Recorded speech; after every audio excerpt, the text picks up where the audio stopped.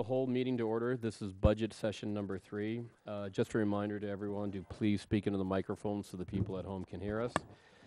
Before we go back and discuss page 66 of the capital projects, I want to quickly discuss updated general fund and capital project numbers on page 4 and page 65. These updated numbers include the bridge on Carlisle that wasn't there last week, but does not include the Sawmill Creek for this year.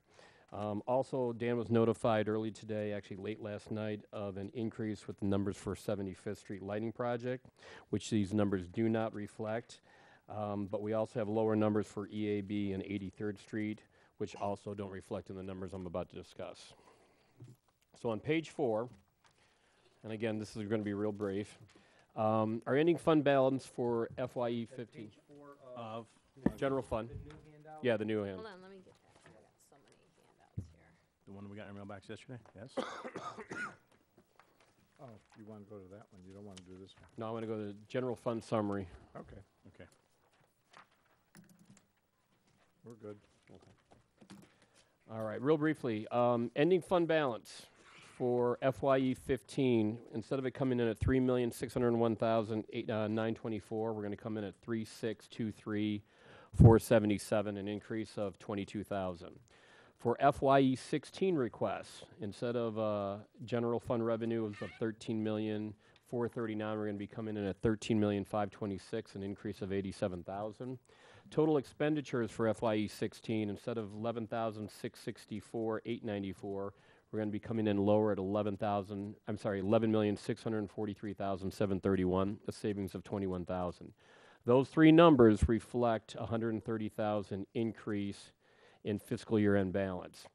We're going to instead transfer $1,786,989. We're going to actually increase it by 130 to $1,916,953. The key on this is if we go out to FYE 17 and 18, the total revenue increase for FYE 17 will increase by 140,000 in total revenue. We're going to have a decrease in expenditures of 107,000, mostly because of city council, administration, and public works and streets.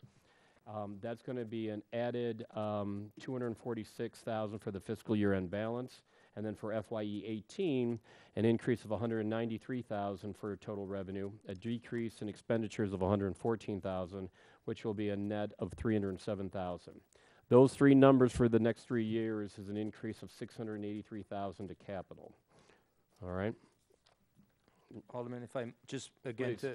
just to clarify also, the numbers we're looking at will still, we have a couple of weeks before it comes to the council for a actual budget ordinance. So there'll be some numbers that will come in, between then that we still might adjust. So the numbers you're reading reflect the changes, but we'll have another set of changes. As an example, we'll know the next sales tax month in probably the next 2 to 3 days. So those kind of more minor adjustments. It's nothing major, Right. but the numbers you're mentioning are still tentative until we get any more final number updates. Okay. But if they are where they hold up to be at, if we go to page 65, which is the capital projects, okay? Before we go into page 66, back on page 65, I know we had the discussion last week of fiscal year ending 18, that we'd actually have an available balance of 606,736. Again, the reality number will actually be $500,000 more if we don't use our $500,000 contingency, which would be $1,106,738. An increase of the $683,000 would bring it up to $1,789,738. And as of right now, and again, this doesn't include the lighting project, which is an increase, or the lower of the EAB and 83rd Street, we're talking $76,000 extra in savings because we eliminated Sawmill Creek. And that also includes adding Carlisle back into it, which would have our total numbers at the end of FYE 18 at $1,866,000 approximately. Any questions so far on those tentative numbers? So it's 1.866 versus the 1.1. Correct. Okay. That's, again, if we don't use the 500,000. That's correct. Okay. All right. With that said, let's go back to capital projects, page 66. All right. Where we left off at was 25, 35, 43, 76. We went through that whole items and we basically eliminated Sawmill Creek for 250.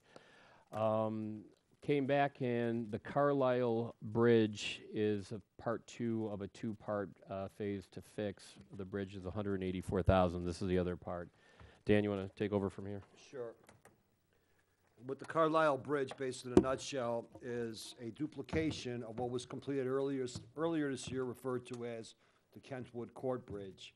The costs are relatively the same. The engineering is just a little bit higher, but we feel that the cost will come in under based on construction observation portion of it. Again, it's basically the condition of the bridge is similar to what the Kentwood is, and it does need to be replaced. This is the last, there's 3 bridges in that subdivision. These 2 are the most critical. The last bridge does not need any further remediation and will not be presented in any future budgets or within the next 3-year cycle that we see. So briefly, this is, as we like to say, an absolute necessity. And anybody have a question or anything about this bridge? So it just got left off? What had happened was inadvertently it got put in last year's budget when I was doing a comparison on Kentwood. I put Carlisle in there, had to back up, never put that actual figure into this year's budget. So it was just an oversight on the numbers, and looking through it last week, we had identified it. And again, on the capital projects fund, the numbers that I gave you of the 1,866,000 for FYE 18, if those numbers stand, that also includes the 184 for the bridge that I took into account. Okay. Does that also include 250,000 a year for Sawmill Creek starting next year, Dan? I think we talked about that. Well, Or we- tentatively, the answer is yes, until we have a report that's put together with a program in place. Right. Tentatively, yes. So right now, it's excluded from the current year's budget That that is we're correct. proposing, but included in the 2 subsequent years' budgets. Correct, and it might be slightly lower depending on what the phases are. Again, it might be 150,000 for the next 12 years. So, But the for now, ones- it's in there, yes. So the 1866 includes the 250 for Sawmill Creek.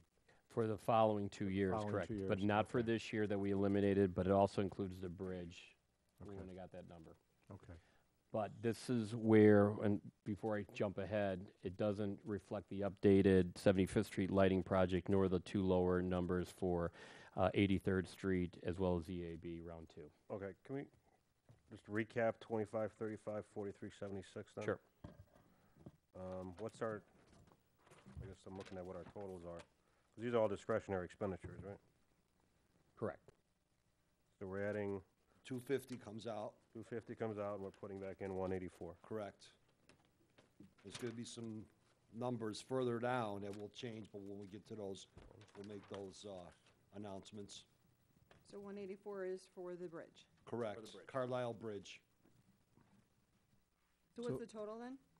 One like it's million like 430,800. Yeah, right? 1,140,800. All right, and now if you said it, I apologize. Carlisle Court Bridge repair is a 1-year project, right? Right. Correct, It's a one-time. correct.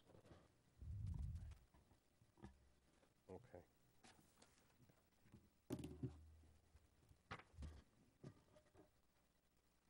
Anybody have an issue with it at all? Okay. We'll keep it in. Let's move on down. So now we're going to go down to the other projects, okay? We're going to go with 2535-4815. Can we jump up for a second? Sure. Going into, never mind. Okay. Well, not a problem. You don't want to do sidewalks, crack seal, curb and gutter? Sidewalk replacements, maintenance request of 76,000, approximately crack seal programs 184, curb and gutter program 269, 198, and bond payment 203. No questions on that, okay. When's the bond payment up? The 203, this is the one that we're refinancing, so it'll be about another 8 to 10 years of a like amount, knocking off maybe about $4,000 a year, 3 or 4,000 a year. All right, Okay. 2535-4815, first part, number 1, EAB round 2. We originally budgeted this for 175. Our bid came in at 165. Is that correct? That is correct. Also, this item was entertained preliminarily at the Municipal Services meeting on January 26th. This emerald ash borer treatment is referred to as Phase 2. The other phase was completed 2 years ago. The program works that it'll take 3 cycles at this time. Every 2 years, we'll have to inject. This is cycle 2, and pending the future news, we probably will have cycle 3. What we also did is, last cycle, cycle 1, the staff took the initiative to go ahead and complete this project in-house.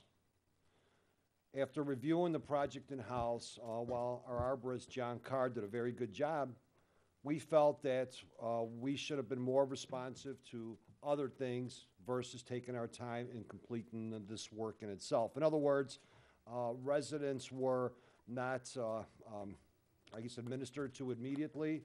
In respect to complaints about broken tree branches, there was some lag time. Usually we're a lot more responsive, and the responsiveness was required the services of John Carr, our arborist. So what I did is I did a little study to see what would it take for us to do it again this year, as well as bidding it out. In a nutshell, the cost for us to do it this year is approximately $172,000, and that's provided that we would have temporary help, and including John Carr's salary in here also. The cost came in to bid this work out at approximately $165,000. There is about $1,000, $2,000 contingency in there. So we want to basically call it a wash, and again, it will give the arborist the opportunity to have oversight on the project. In addition to, the contract calls for every tree to be labeled with a, I'll call it a little placard of when it was last treated. So it does have some inventory, as I'll refer to it as, an inventory number. So there's some good benefits for completing this out-of-house, and we'd like to start this project basically at the end of the month, early April, because that's the other thing. It took us too long to do the project. While we were very efficient with it, we just didn't complete it in time, and in that case, I believe there was a little more mortality than there should have been if the project was completed by an outside vendor. And Dan, you've also secured prices, I think, from this vendor for our residents? Is that Correct. from the same vendor? No, I'm sorry, it's different. The vendor for the EAB treatment it's referred to as the courtesy quote. Okay, That courtesy quote was awarded to, I want to say it was Tree and Turf. okay, But we do have it's a separate vendor. okay. And that is already in place out on the cable and our other media protocols. Who's that? I believe it was Tree and Turf. Okay, for the residents. Correct, Okay. for the residents. They do my grass. Dan, just out of curiosity, in terms of projecting going forward, you said it's likely we'll need injection number 3. Is that the end of them at that point, or do they continue on every 2 years after that? No. Cycle 3 is right now the last cycle out there. There's no further predictions that it's going to take a cycle 4, 5, and so on and so forth. Right now, the cycle 3 is tentative as well. This product that we're using, Triage, is a very, very successful product, and there's been a good amount of eradication. Again, the issue is when you have adjacent properties such as the forest preserve, larger tracts of land that do not treat. So if we don't treat it, those bugs will come in to infest a portion of our remainder of the ash trees. In our third year out, we've estimated and included 216 in the budget for now. And Dan, we still think this is worthwhile, correct? Definitely. Other reports, we had some backup material of reports presented for the municipal services, and it was a very good report, that it was positive. Any issues with this? Okay, we leave it in. Plainfield Road resurfacing City Hall drainage for $5,000. All right, this is going to, I'm going to try to keep this very short and sweet. What this refers to is the Plainfield Road as well as the Bailey, let me back up, Plainfield Road and Bailey Road traffic signal. It also includes the Plainfield Road resurfacing project.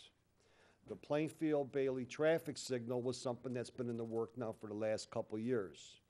To date, we have spent $80,000 for design engineering.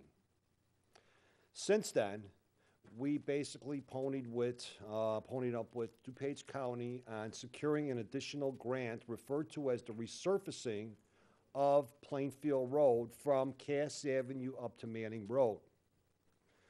We were awarded that, the grant, and in conjunction with that, when we spoke to the county, we felt that it was better to take both of these projects and to combine them into one project. While we're combining them into one project, there's still two separate grants. We have now moved into what's referred to as the Phase 1 of Plainfield Road resurfacing and into Phase 2 of the Bailey Road traffic signal. In addition to, we have a drainage problem out here in front of the City Hall during intense rains. There's an engineering portion that we, the city, would be responsible in conjunction with the county. They're also going to give us half of that. Also, while we looked at the plans and looked at the area, our water division has identified an area of water main that should be removed and replaced. Everything I'm referring to right now is referred to as the engineering. The construction would not be completed till next year or next year's budget cycle. So, we're at a point right now where an IGA would require approval for the Plainfield Road resurfacing. Also, it will dovetail with the rest of the Plainfield Road and Bailey traffic signal. So where are we at today for this budget season? What the signal will cost us all day long is $96,000.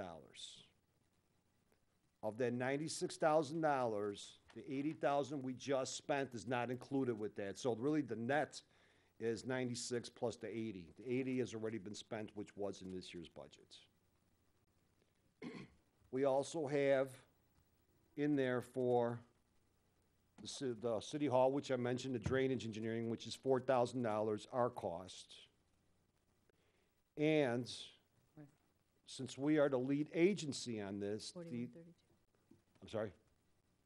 No, is it Oh. you said 4,000, it's 5,000. 5,000, Okay. yeah, Okay. we rounded up to 5,000 just in Alright, case, it's just- 4,000 something. Just so we can clear this up, because the memo we had the other day had 4132. Right, Correct. he's rounding up. Yeah, I just went to 5,000 for the budget. We could leave it at 4132. If there's something that we need additional to go back into the parking lot for whatever reason, for engineering, I want to make sure that we have a couple bucks in there. Can we get away with 4132? I was very specific in the memo. The answer probably is yes. So Dan, this 5,000 specifically allows us, the engineers, to look at the problem while the county's fixing the road. With Correct. the goal of not taking all the water into Sallyport, things like that. So that's specifically the 5. Correct.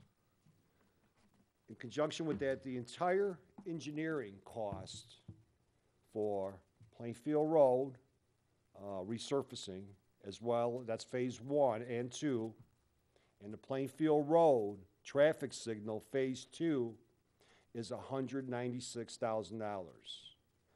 Of that $196,000, $142,593 is reimbursable. 42 what? 142,593.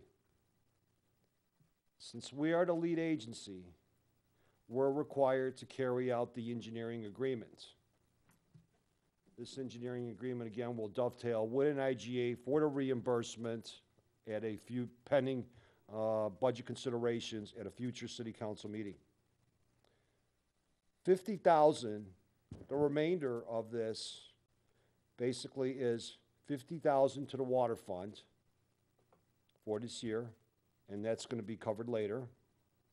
In conjunction with that, the traffic signal itself is 90 in the 17, in year 17, Dan, you're talking about the construction? correct, right. Yeah, so we're at 146.54. Bear with me 1 second. 15. I think we were 146 total, Dan. Right, 146,725 to be exact. Yeah. A light that was 1.2 million? The light's coming in at, they revised the estimate recently again, it's a little bit under $1 million.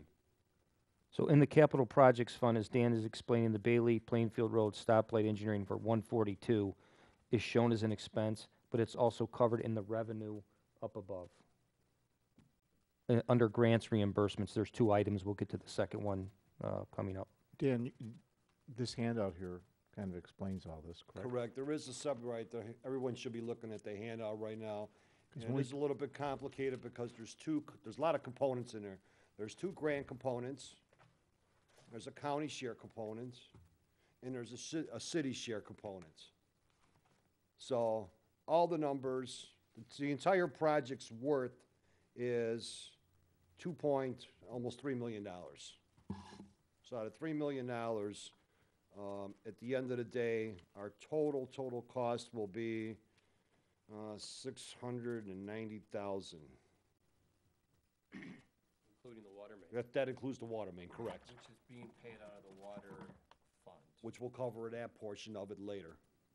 Now, you indicated we have to be the lead agency on this, which means we have to front a lot of the money? No. No. The way we've been able to work it out at this point is that the city needs to take the lead for the engineering on phase 1 and 2 engineering. Construction observation engineering will be covered by the county. So the IGA will then reflect for 17 that we, the city, will owe the county's monies for the construction and the construction engineering. Dan, just to clarify, really the only portion we're working on the county with is the light portion and maybe some drainage here. But when you mentioned the resurfacing project, it's a county road. They'll be paying all of that. Right, they'll be reimbursing us for all that. It's just through these federal grants, there's certain criteria that we have to adhere to. So the road construction money, we're not fronting? Right. So Dan, minus the water main, if we didn't do the water main, which, the water main's 500,000 of that 700,000. For construction, 540,000 to be exact, yes. All right. That's for 17, and our cost for the traffic signal would be $96,370. So a 2.965 amount, we're doing 770 of that. According to what you have here. Correct. Okay. 770, 572. I just wanted to make sure I was And of that 770, 540 is the water main. correct. And Joe, the difference, when you take that spreadsheet, that's a lot more detailed. If you pinpoint the budget really has more of the net numbers. Right. So all the numbers Dan's talking about are maybe in a spreadsheet for the purposes of the budget. You know, we really have the 142 engineering, that's a wash. So we're really looking out in year 17 at 90,000 for the signal and then the water main that we'll get into next. Right. So So- Dan, I'm sorry, to the water fund, the 50,000, is it really 50,070 or are you just doing 50,000? Right now, it's 50,070 according to the estimate. Obviously, a lot of it is based on time. It will be a not to exceed that, you know, as they're polishing up the numbers. All of this is still basically in the final works with IDOT. Okay. Getting ready to get out to bid, or what they refer to as a letting. So this is basically not to exceed $5,000 at the end of the day For that portion, right, for then this there's portion, right. And then the water would be, the 50,007, right. The Whatever we have. the budget document, when we get to it, is rounded right at 50, though. Right, for my purposes on the spreadsheet, I think I want to make sure all the numbers tied out, and, you know, in the budget, yes, we did round up. So all we're doing is we're approving engineering this year. We're not approving construction's all taking place next year. Correct, but it's in the budget allocated for FY17, and yes, I meant down in that case. Right, okay. Anybody have an issue with it? Issue with the 5,000, Correct. okay. Well, now, at least you have a good explanation when we get to the other parts of the project, because it comes up a few more, you know, right. And couple then times. just to reiterate, then the next year's budget this is already being taken into consideration to continue this project. Correct, in the amount of 600, if there it's, Which project, Tina? I'm sorry, because we Just- have water main and we have, I There's think two you're just, I portions. think you're talking about the Engineering- light. The other engineering portion. that's the construction. Next year's Construction. portion is the construction and the Construction construction engineering. observation engineering, which is lumped into one. So for the traffic signal itself, for FYE 17, we'll have an amount of $96,370. Again, you know, whether it's 96,000 is immaterial, and the water itself will be 540,000. And this will be subject to change once the letting or the bid results are in. And Dan, all of these numbers you're talking about, excluding the engineering for the light, will come back to the city council. So there's agreements with the county, all these things we're talking about will come back in a formal intergovernmental agreement with the county, and whatever engineering agreements we have. Correct, and while I speak of that, the municipal services did have the opportunity to review two of these. The first one was the engineering agreement with Christopher Burke, which DuPage County concurs with, and the other one was the IGA between the city and the county of DuPage, which also spells out basically the spreadsheet and all the terms that was within the agenda memo. So that's ready to go to city council, you know, pending budget approval. Okay. So the 5,000's okay. 5,000's okay. So but that's I- $3 I million. know- Out of $3 million, we're talking about Not to go- $5,000. Not to go backwards, but I'm just looking I- at these lines as we tick them off here. No, one of the reasons why, I guess there was a big discussion in municipal services about the numbers and everything. I guess the consensus was the numbers look pretty good, but we just got Well, into detail with it. Couldn't find it. We asked Dan to present this spreadsheet. The night we talked about it, we didn't have a spreadsheet like this. So when we talked about it, we understood at the end of the evening what the cost was. But we we just said, for the summarized city it. council's sake, prepare something like this so the council can see it, so they don't have to go through an hour of discussion. And I think what's important, Ted, is on the resurfacing City Hall, this engineering part for the 5, the next year, fiscal year 17, at least for now, we're allocating $45,000 so we can look at what the engineers are recommending. So it's the engineering this year, and then the 45, at least for our portion next year, that's ours. Okay. So does anybody have any questions on this or anything about the Bailey Plainfield light going forward right now? No? Okay. All right, Public Works Parking Lot Expansion Funds, 40,000. In a nutshell, this is a carryover from last year. The $40,000 was basically a developer contribution from the antennas that were erected last year. We did lose some real estate, if you want to say. With losing that real estate, we wanted to have the opportunity to put additional parking in for the employees, especially during the summer. We have a lot of vehicles, and we need some additional parking. The goal on this was for the staff to construct it with opportunities they see out there, whether it's from some of the materials that we've gotten quotes on earlier, to be able to do some excavation on our own. The biggest thing is we will probably have to negotiate with a paver to come in there and pave that for us, which again will be de minimis in the grand scheme of things.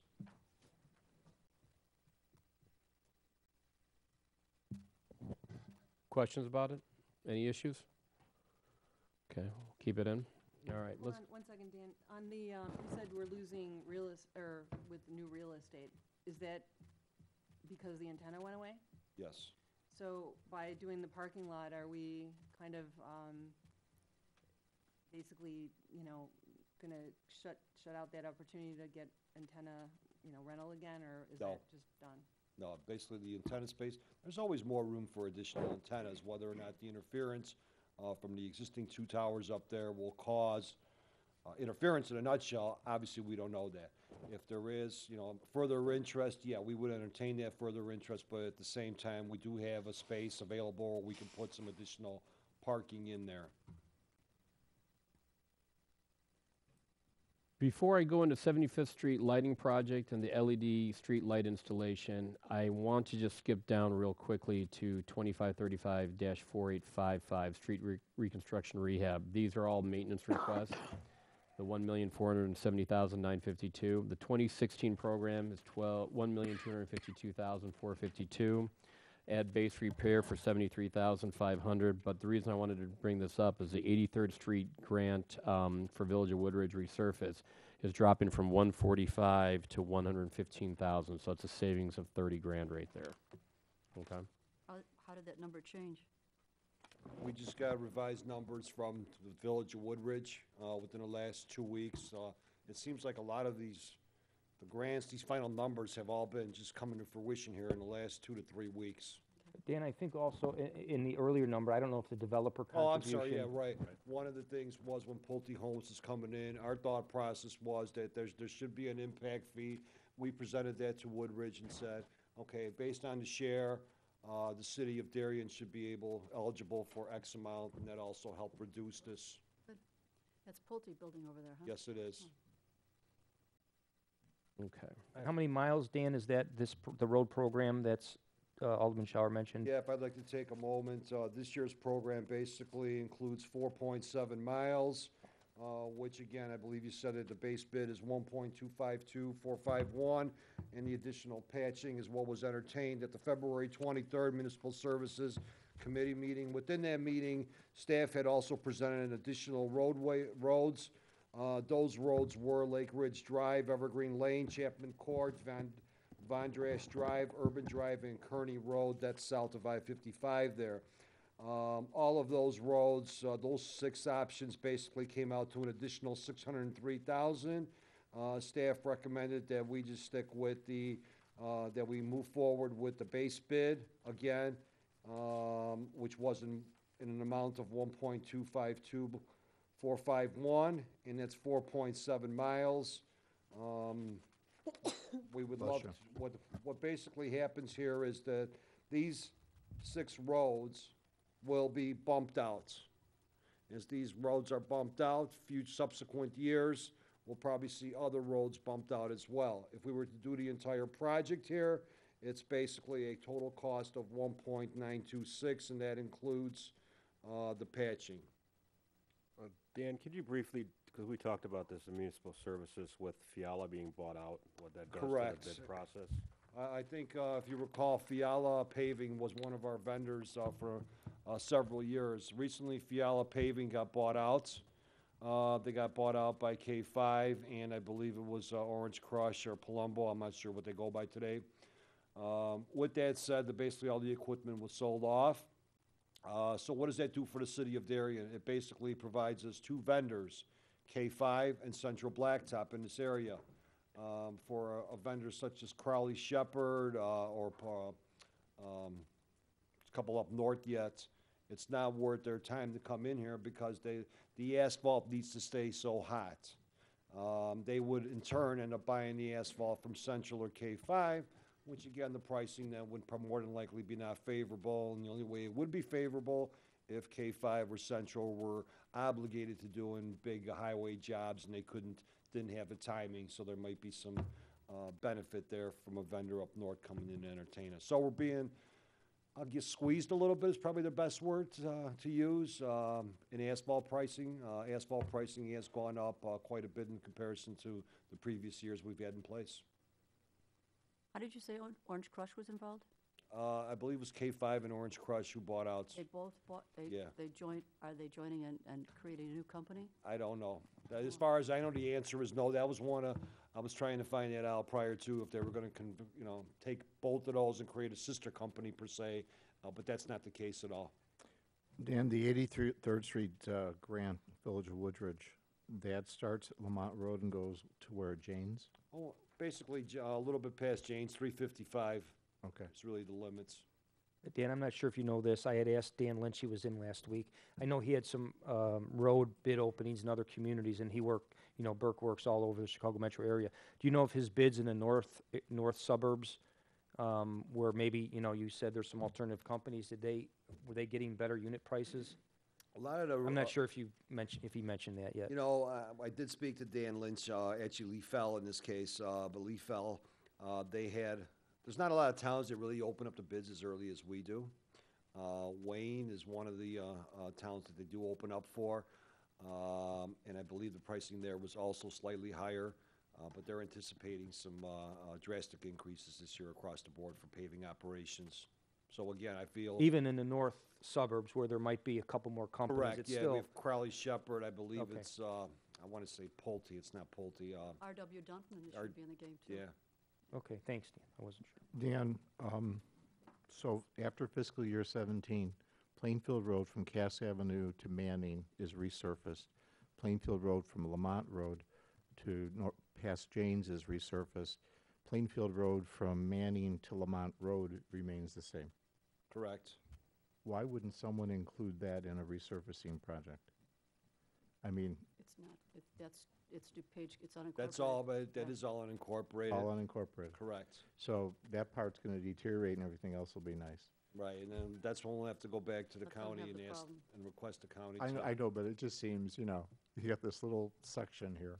Keep in mind, that's the way we did the road programs too for the longest times. So, we've changed our philosophy.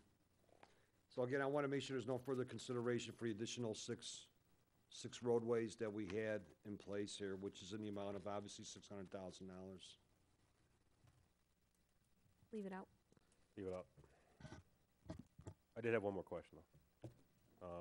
Last year, we had budgeted for some additive to the asphalt sealant.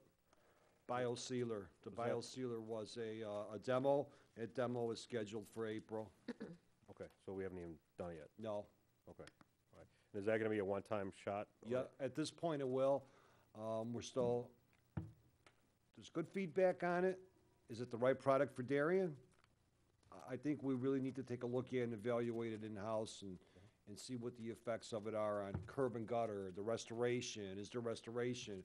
Does it leave marring? Does it stay in concrete driveway? So I think there's, we're unique. We have a lot of different things going on, so we want to take a look at that. 3 or 4 people are looking at it and say, okay, what doesn't it do? Or what's the mess at the end of the day? I've seen towns where they've done this microchip, and they've got curb and gutter in there, and the curb and gutter is full of the black tar and oil. I've seen it where it gets into people's driveways, concrete driveways. Obviously, that's what we don't want. At the end of the day, the micro sealer is, in my opinion, is not a product that's a long-lasting product, nor is it worth the monies investing into it. So Dan, in April, when you apply it, when do you get to measure the results? Is it the following calendar year? Correct. Okay, And through the summer, I think it'll be a great indication with the heat. We want to make sure we have a full spring and summer with Okay. it, and Got it. maybe even winter. Okay, so does anybody have any questions or issues with 4855? Well, Yeah, I just wanted to confirm we took out the options, the 600,000. Correct. take And that was the Municipal Services Committee well, it's recommendation not in as there well. to take out, though. No, Right, I I was just want to Okay, I make sure just- the number on our. that- I got it. just trying to Okay. introduce it. We talked about it municipal services, but we agreed to take it out.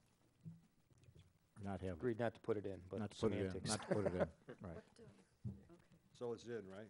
And No, bef- I'm just That's No, out. It's out. Okay, so 4855 is not changing. Before I go, I'm sorry, yeah, 4855 is not changing. Before I go back up Well, to it is 48. It changing. is because of the The grant 115. the grant changed. Yeah, it's it's, gonna be it's, 115. it's 15 to $30,000 less, Ted. Right, that's what I said, So but, it would but be no, one- I should clarify my mistake. Nobody's got an issue with the numbers that we talked about in these items, correct?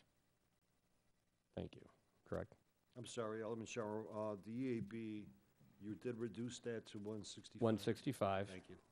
Right, so So- the numbers you're talking about is the 1,252,452 for the program. 73.5 for ad base repair and 115 for 83rd Street. Right. Okay? I do have, in the memo, Dan, we had 70,500 Right. budget, you have 73,500. I'm sorry, what line item again? 4855 additional base Base repair. repair. There was a contingency and the memo again.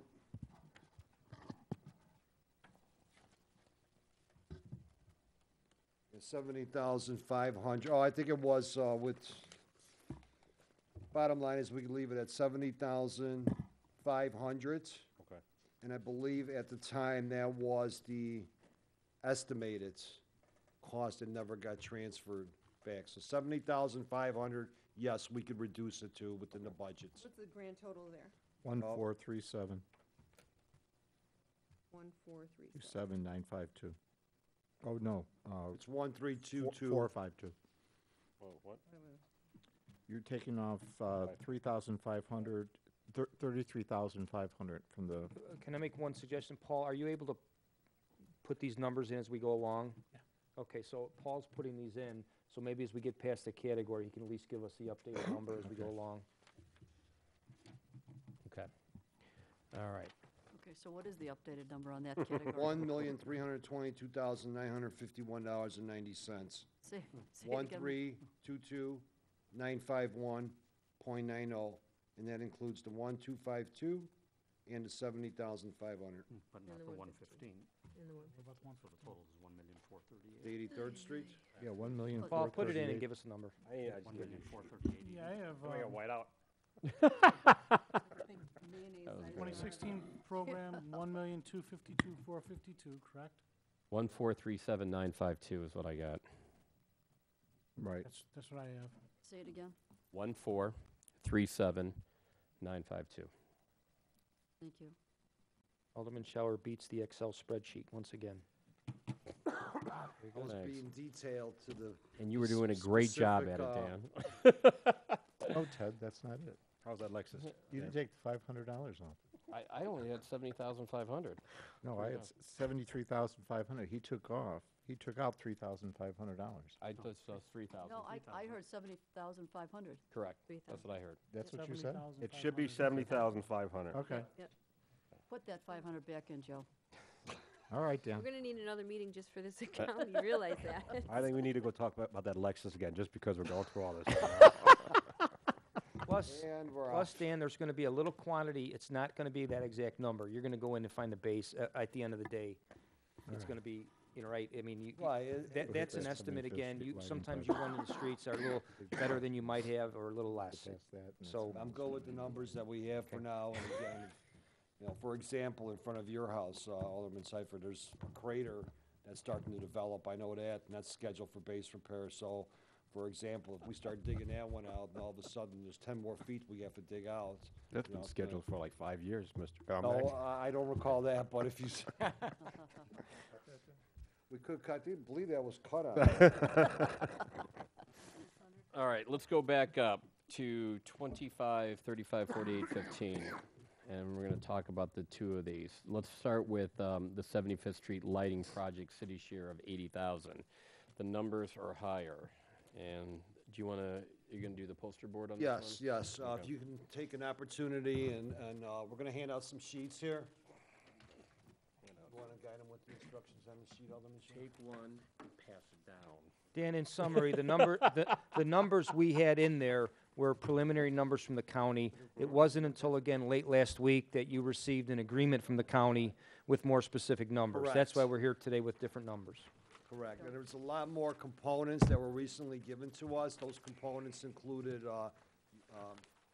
ingredients for additional work, and one of the items was engineering agreement. All right, so what I'm gonna do is take a moment here and make sure everybody gets their sheets. One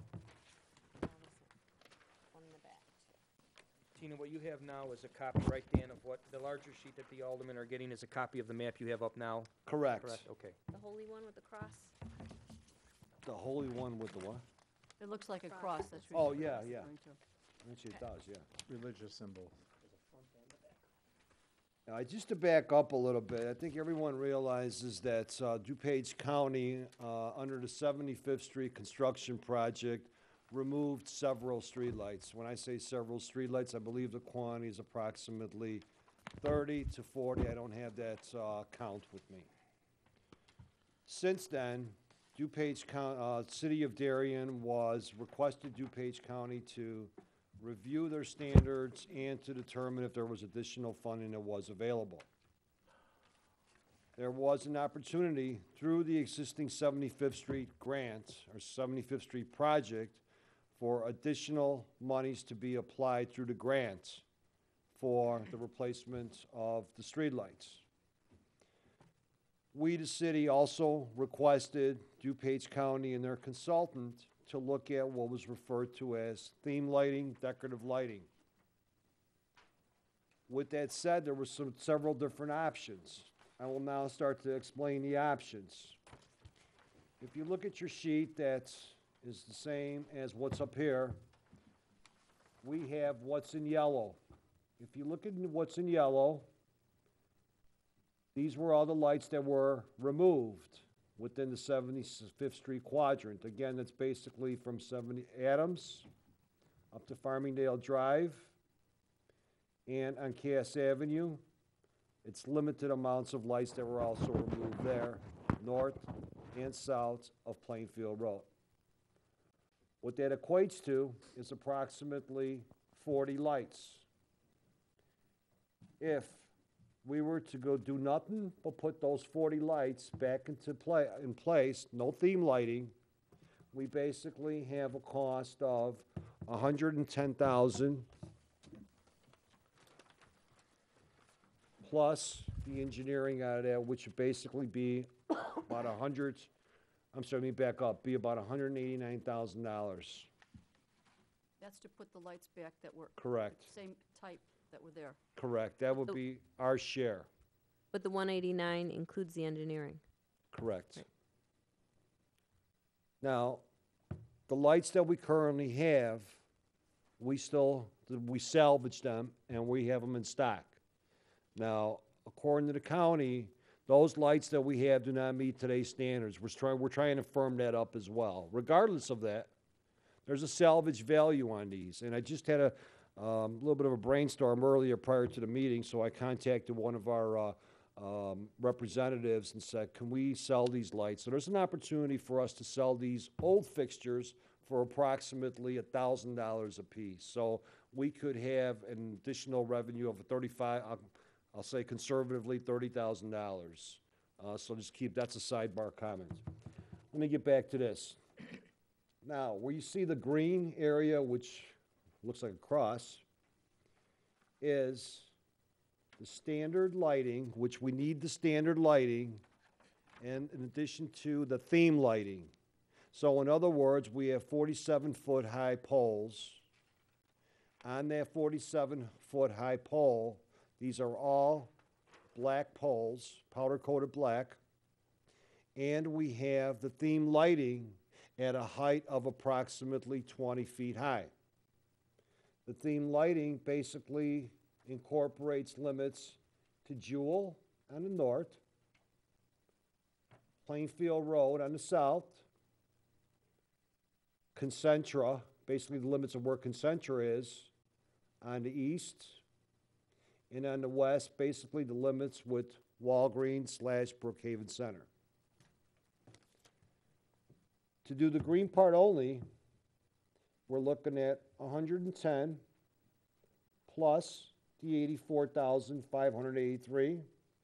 With the engineering, you're approximately at 228,000.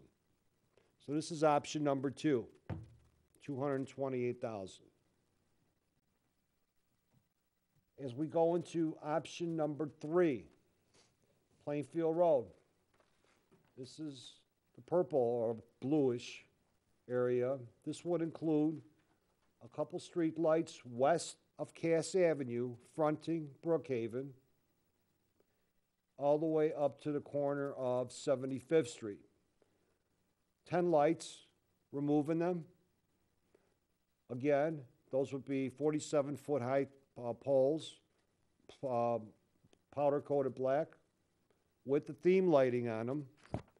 And that cost for Plainfield Road with engineering is approximately $77,000. At the end of the day, if we were to do all 3 options, the cost is $314,000. The project's net cost for the entire project is, with engineering, approximately $880,000. So for $880,000, the city cost would be $314,000. Now, Dan, just not to interrupt, but The fourth option is, and I think we talked about this earlier, there's no requirements to do anything. So really a fourth option is just leave it as it is. Correct, do nothing. DuPage County, in my conversation with Chris Snyder today, they would give us the opportunity to spread the cost back to them over 2 years, potentially 3. The best that this will get built is in fall of next year. When I say built, more than likely the foundations would only be able to be installed, followed by spring installation of these lights. This is a federal contract, IDOT letting, there's certain protocols and lead times on these poles. So again, a total cost of $314,000, opportunities for multi-year financing. Right now, I'll call out for 2-year financing with a potential of 3.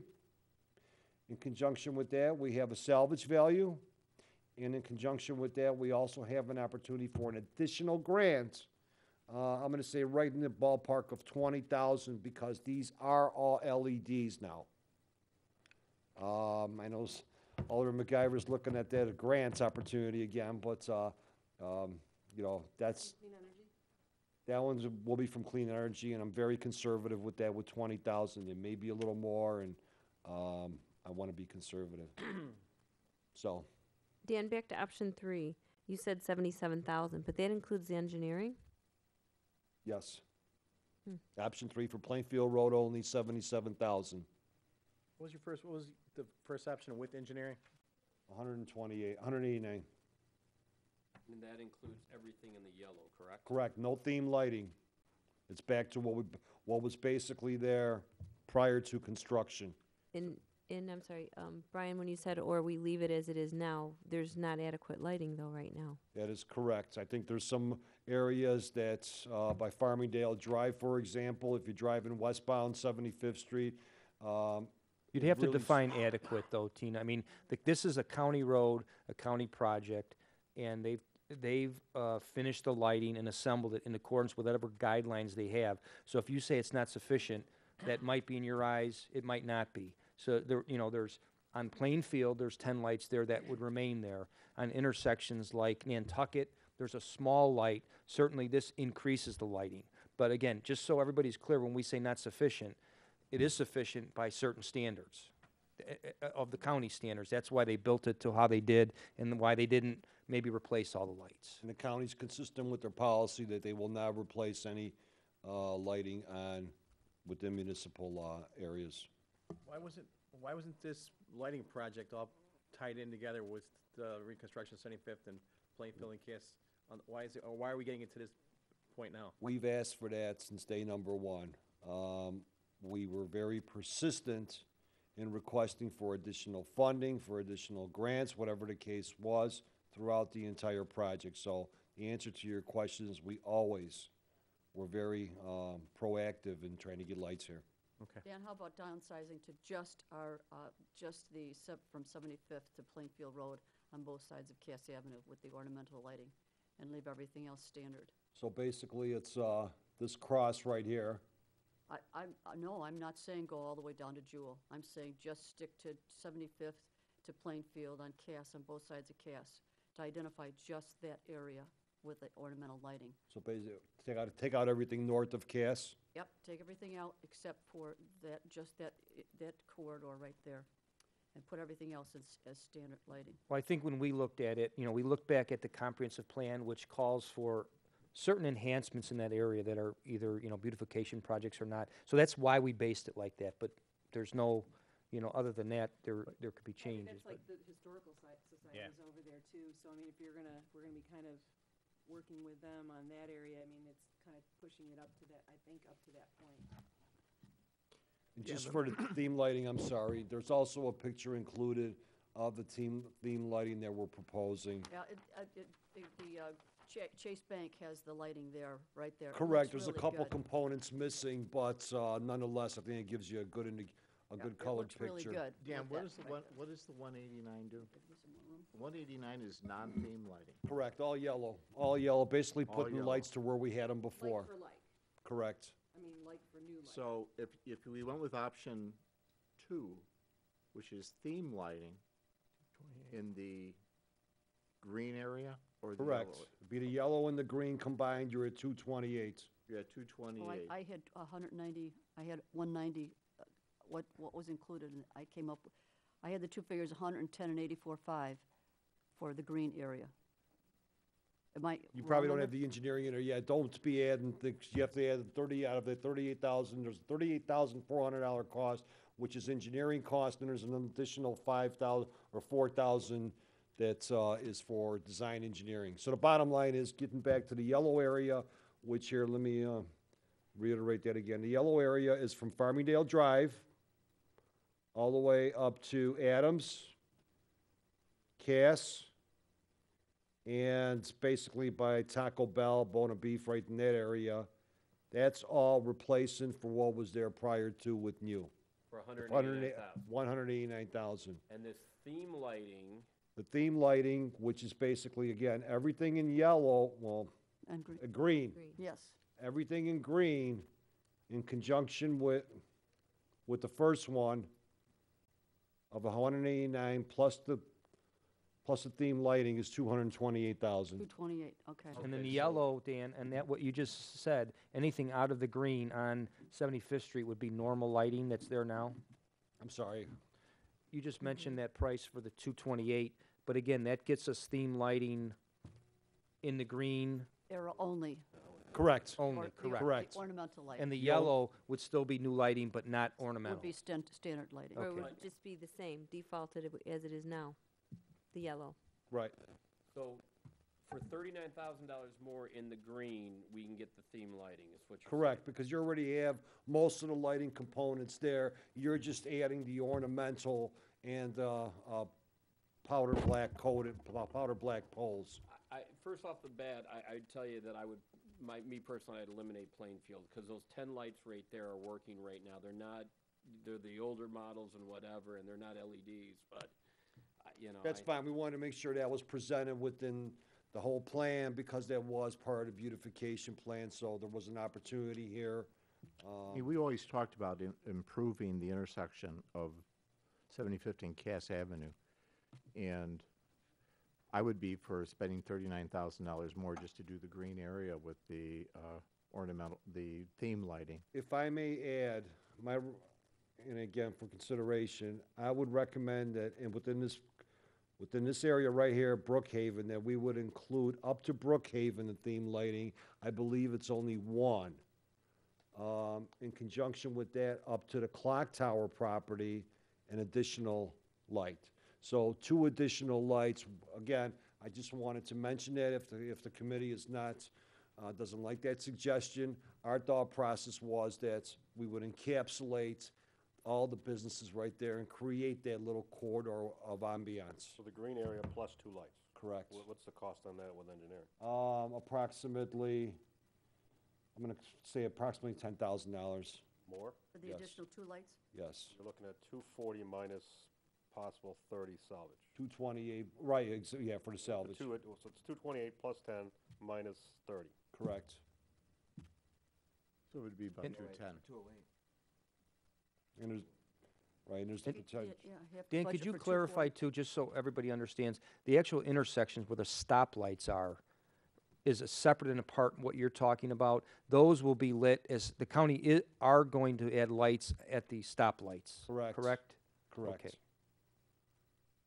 Now, Will the county be putting up those stoplights with the lit street names? I Like they believe ha- so, I have to double check. I believe that was their intention. Because down at 75th and Lamont, when they redid that, that's what they put up Right. there. Now, we don't know whether or not they did that. I do believe it is in there, I just need to confirm that. I know there was some conversations, I just don't recall. Funny thing is, I've had people who've asked me, why don't you have those streets identified nicer with, the lit light, lit name? So Dan, can I ask, in the budget, you have a line item for 260,000 and a line item for 80,000. Is that Would correct be- to add to 340? that's the I'm s- I'm 80, sorry. the 80, Lighting. That's the a 80, different, that's yeah. a different Different? project, yes. Okay. This is an LED or- This is the number's 80. What we're talking about Correct. right now, which is gonna This go is away. the 80. Right, and originally, again, the 80,000 was the preliminary cost, and between V3 and the county, the IGA came in 2 weeks, not even 2 weeks ago, and the final numbers came in within that same time. So if we do nothing, and just let the county put up the lights that they want, County won't put up zero, no matter what, it's gonna Yeah. cost us a minimal. As is right Except now. Bare at the bones. intersection. Right, except At with the the intersection. exception of the intersections, bare bones is gonna be 189. If the we one did eighty-nine is something. our do nothing. And Wait, that's wait, wait, wait. 189 out of the 314? Yes, Is that 189 and then being possibly selling the $30,000 worth of fixtures to bring it down to 159? We'd have to yes, you use could, it, oh, right? yeah. Alderman Seifert, I'm sorry, what was your question? Well, because you had said there was another option, just let the county Oh, do what they Leave it want to do. alone. Which would provide, which would eliminate certain lighting that exists there today. But they We're would light under, the intersections. we're under no obligation to spend the money. That's what I That- wanted to make So sure. that's a zero, so really there's a zero cost Zero. possibility. Yes, So that Now- 80 would be zero. But these Correct. options would not then be available 2 years from now. Because definitely then it'll be not. all our dime. Definitely not, that's correct. Yeah, like I said, the project without the county intersections is valued at, construction is 715,000, so we'll add another 100,000, 130,000, $850,000 project is what it boils down to. Now, And the feds, under this grant, CMAC is picking up 440 plus some of the engineering, so we could probably say comfortably 490, 500,000.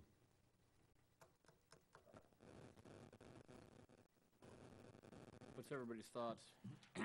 So what, you've got 80,000 on here. What are you asking for in this line item? One of three options. Number one, we either forget the 80,000, let's start all over, we'll erase the 80,000, and we have the opportunity to go to 189, 228, or 314. For all of the projects, for all of the. For all of them, correct. And let me just reiterate that the green is really 208,000 net after you take out the salvage value and then add Correct. in the 2 extra And lights. keep in mind, when I say salvage, this means the city running, whether it's going through an eBay or contacting other municipalities. This has the salvage value has nothing to do with the county. This will be the city of Darien reaching out to potential vendors. Well, For when no- when it comes to salvage, I treat it just like grants. It's, if we get them, great, but we shouldn't count on them Right. when we're looking at the budget. Right, I mean, and I just wanted to bring that out there just for a Still thought process. $238,000. I'd say that's, and if it comes back afterwards, It's a bonus, correct. Well, I'm thinking since we took out 2 other line items in the capital budget, I would be okay with the green, with the 2 lights. I would be okay with the green with the 2 lights. I like the theme lighting. That would make 3 with me, so. Just to reiterate, basically what we're including is the yellow again. Let me make sure. All yellow, green, in conjunction with 1 light at the amenity and 1 light between Brookhaven and the no-name gas station is our. Okay, to further clarify what you just said, What about the yellow? what's in yellow would be standard lighting.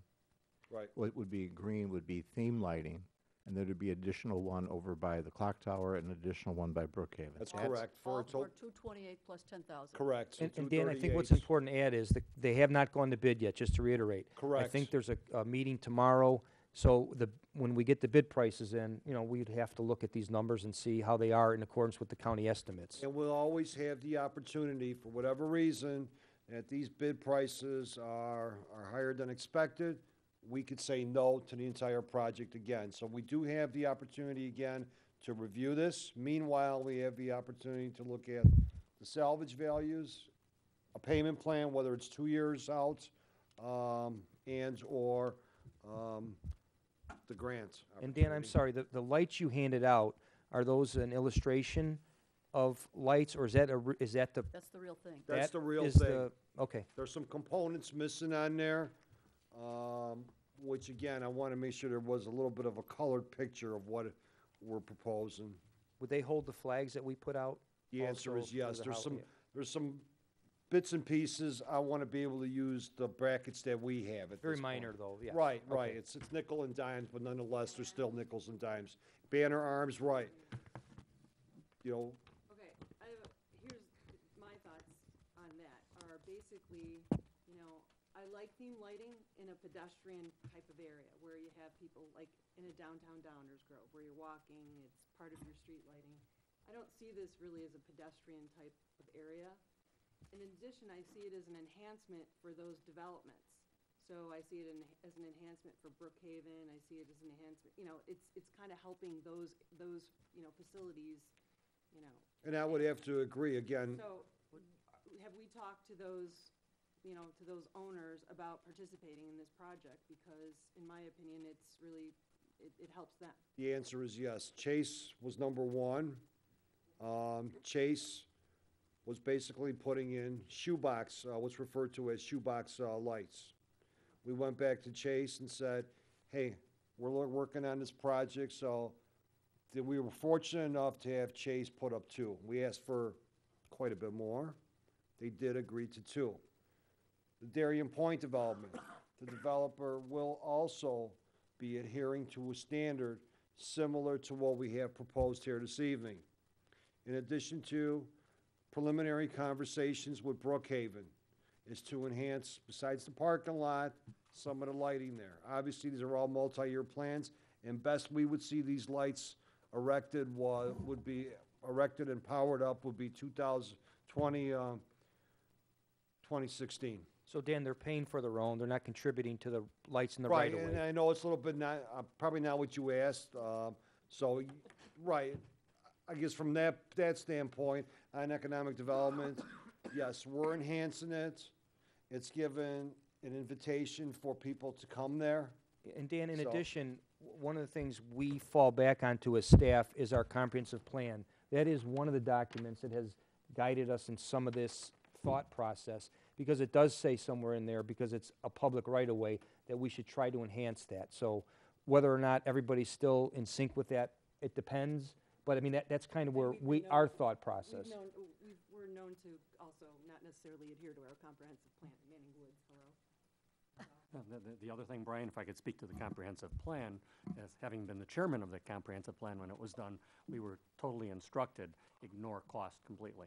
And we had no idea whether a light fixture is gonna cost $10 or $10,000. Right, So, I mean, it's sort of dreaming, what would, if, assuming cost is no object, what would you do? Well, So- Yeah, but it was- That's what a comprehensive plan is. Right, Yeah, but- so I'm not saying I- it's right or wrong. Right, I'm but just in the saying- comp plan, it wasn't elaborate with bridges and things. It was brick pavers. It was what Alderman MacGyver mentioned. It's the things you would think about when you're in downtown Downers Grove. And I think, you know, that was the mindset at the time. But again, it wasn't what I consider way elaborate. It was that type of theme. Are there possibilities of alternative lighting which would reduce the cost? It looks like they already have something going. Right. Well, part of the problem, we had to provide a spec. I know when I started the research on this, I spent quite a bit of time looking for the most economical, fair priced, longest lasting fixture out there, or I should say a good product. Probably not the best product. Is it a good product? The answer is yes. Has it been demonstrated? The answer is yes. Do I feel that this is an economical product? Yes. Can we put substitutes into the contract? We would have to talk to V3 to see what other, V3 in the county to make sure there was opportunity for a similar or equal. So a couple more things. The yellow. Okay, we know where there's gonna be lighting there, but that is not as is. That is going to be using the old method that we had, correct? No. It's gonna be as is. LED. It's left. No, They I'm will- talking about the yellow that's Yellow. not, It's gonna in the be new green. lighting, but it's gonna be new lighting It will be New new lighting, fixtures. yes. Okay. I'm just saying, that's what the county took down prior to. that meet the standards. So then all of these in the green and the yellow would be the LED lighting. Correct. LED, but not the themed lighting.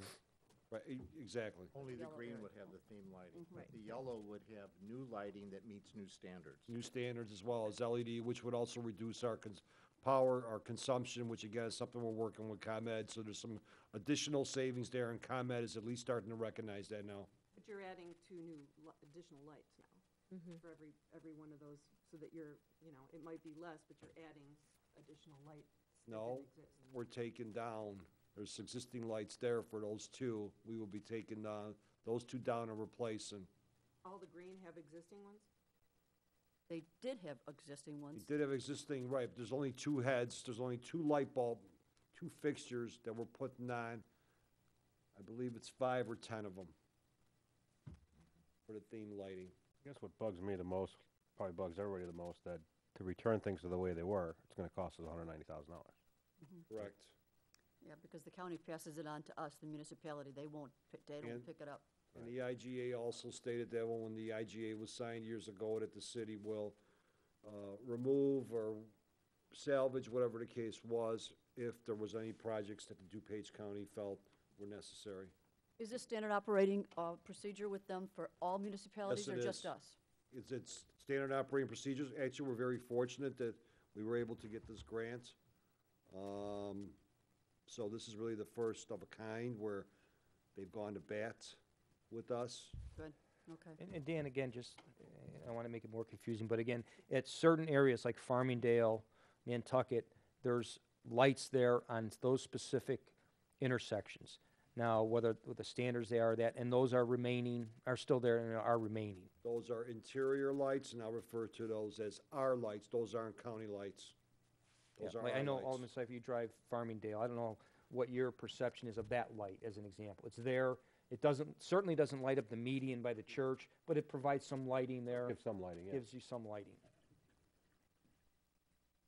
Dan, for the $39,000 difference for the ornamental, how many ornamental lights are there going to be? In the 228 project, you mean? Yeah, if you Yeah. did the green, how many did the green. ornamental lights are we getting?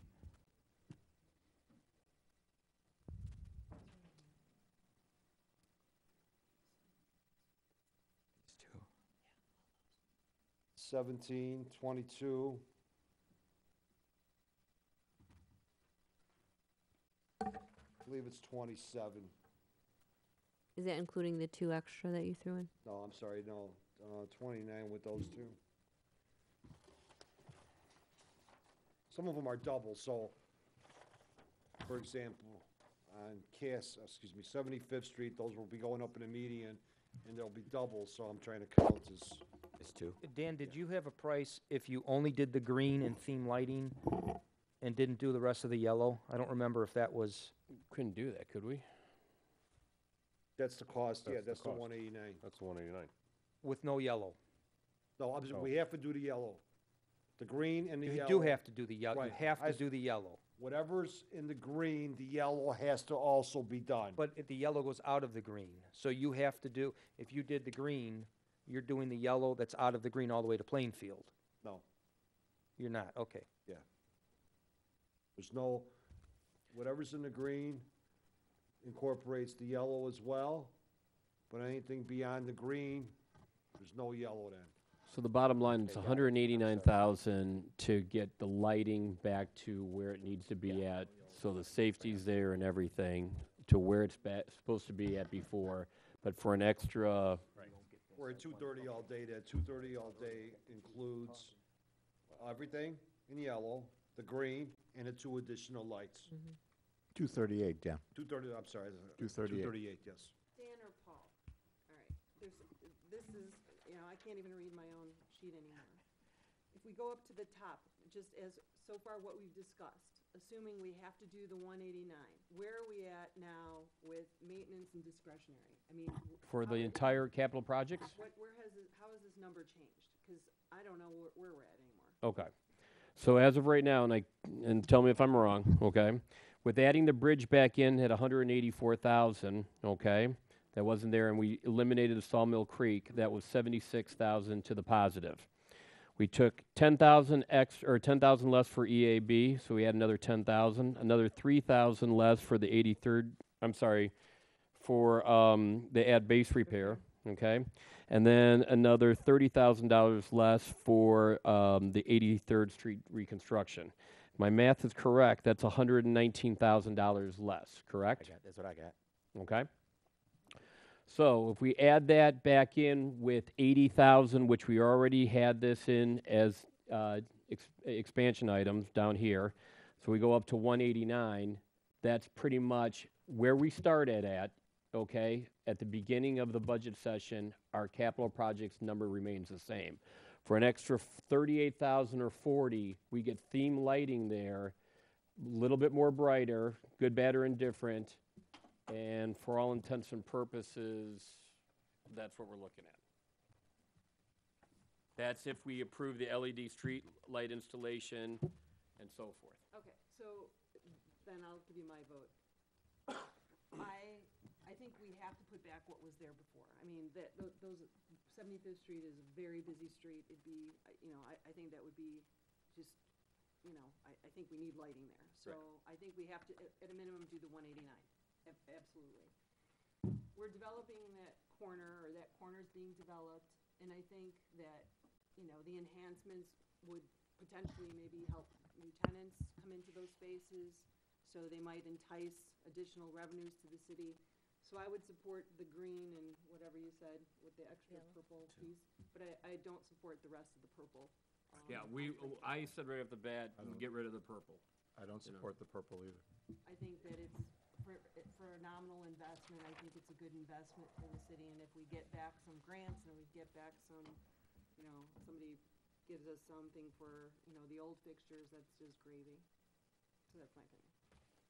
I never like being in a position where I don't really feel like I have a choice, and I don't really feel like we have a choice but to do the green +2. Yeah. I think any other, it's not a logical decision to make otherwise. That's 5. 6, I'm the same way. 7. But I do have one question, though, for Dan. You said it'd be about 10,000 more to add those 2 lights. That would seem to be 5,000 each, where the other ones aren't going for 5,000 each to add the ornamental. So, I mean, is that just a guesstimate? Or if you're doing, you said we had 27 lights, although some of them are doubles, and it's $39,000 more. That's running about $1,500 a light. The problem is all the lights have different components. For example, the because those are double heads- different- Right. Can it be maybe 11,000 plus? Everything's still subject to the final bid. If I'm off by, I don't want to be over inflating something.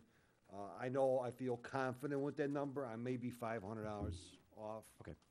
So for 75th Street lighting project city share, we're talking 228 plus an extra 2 lights. Talking 238. 238, okay. And it may be lower than that after the bid, correct, Brian? Correct. Or it could be higher, and we could say, Which, screw it. right, in which case we can walk away from the entire Well, project. not Right. say screw it. I I know what you mean, I Dan, know what you mean. if we get this salvage money, where does that go in our line item for accounting? I don't know, probably You just go to revenue, revenue just go somewhere. to revenue.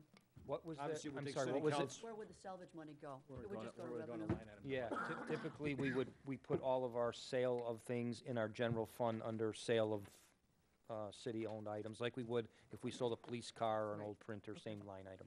Prior to us even, thinking about salvage, it would come back to city council for some type of formal agreement or approval regardless. One last point on this, Dan, the clean energy is up to $25,000.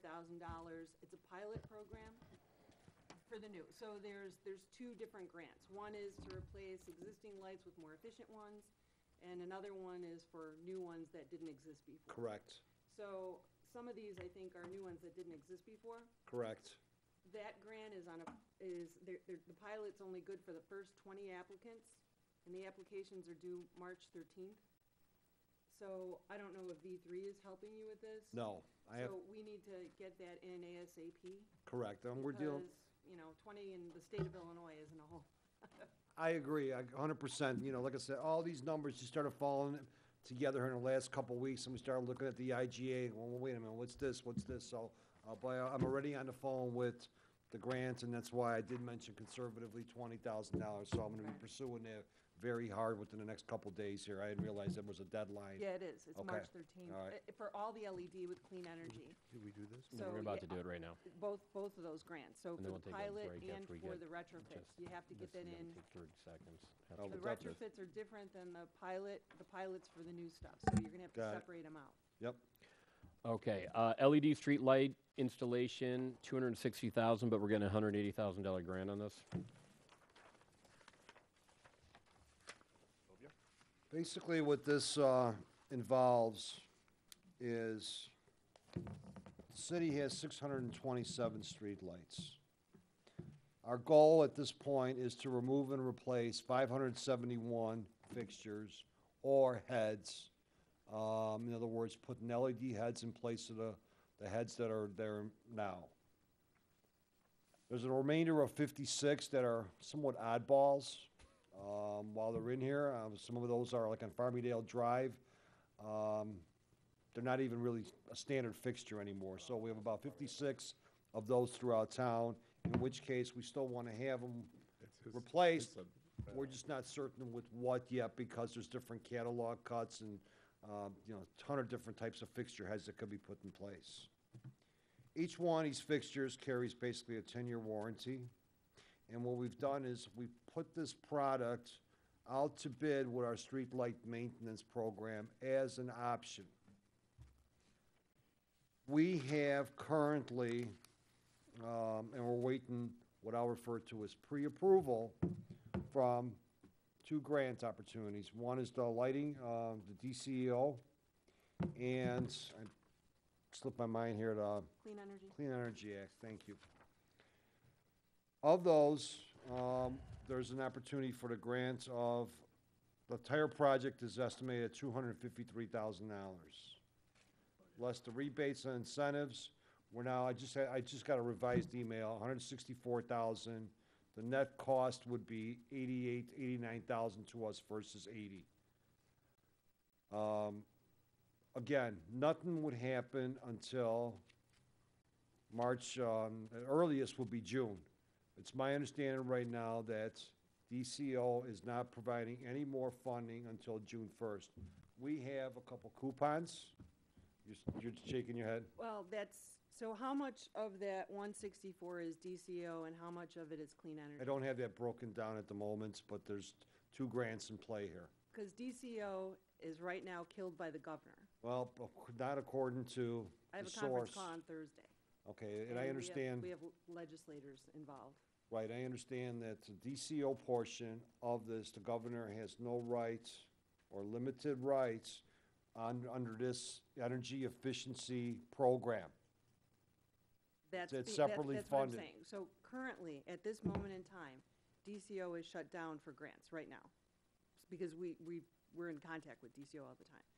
So it might come back, Right, but that's why I'm asking how much of this. So it's being disputed legally, but in the meantime, it's in limbo. correct. And So- again, all of this is whether or not it's approved is one thing. If there is an approval on this, nothing would happen until we would have grants in place and what's referred to as pre-approved. In other words, DCO, the Clean Energy Act, is going to come back and say, okay, you're pre-approved for X amount of dollars.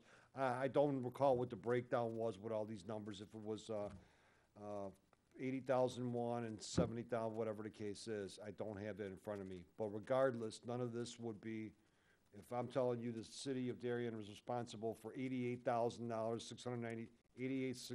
88,698, that's what we will be responsible for, pending the bids and pending what the grants would come back as. So far, all indications are that 164,000 is going to be grant eligible. Right, so, I guess as we've been treating other projects that have grant, opportunities, in my opinion, we should be carrying the fully loaded number, and then if the grants come in, then the grants come in. This is the one you're treating differently. Yes. Well, I we're don't know treat- that that's, I mean, Dan, if there's grants, if there's a grant opportunity in there, we show the revenue and expense, and if we don't get the grant, we don't do the Right, project. Well, that's how I always thought Alright. about it. Okay, yeah, sorry. I was Total looking at- cost is 260, right? Total cost is 260, is the proposed cost. We got some contingency in there, and I broke it down a little more. The rebate has been decreased a little bit, and I just got that email, like I said, The 2 rebate hours by ago. ComEd? I'm sorry? The rebate by No, Commonwealth? the rebates Oh, through the okay. grant. Okay. It's been reduced to 164, basically, 164, which gives us a net of $89,000 versus $80,000 that we would be liable Yeah, okay. for. So And Sylvia, again- what you're saying is we should show the 260. Yeah, Well, we yeah. do. You know what, We it do. was, I saw the 80 above it when he Oh, noted got it, 80, I okay. thought that was Okay, what the got it. number was, Nope, so nope. I take it back. And Now- Dan, what else you, again, to reiterate is, up until before this project, ComEd would not have treated our rates Right. differently.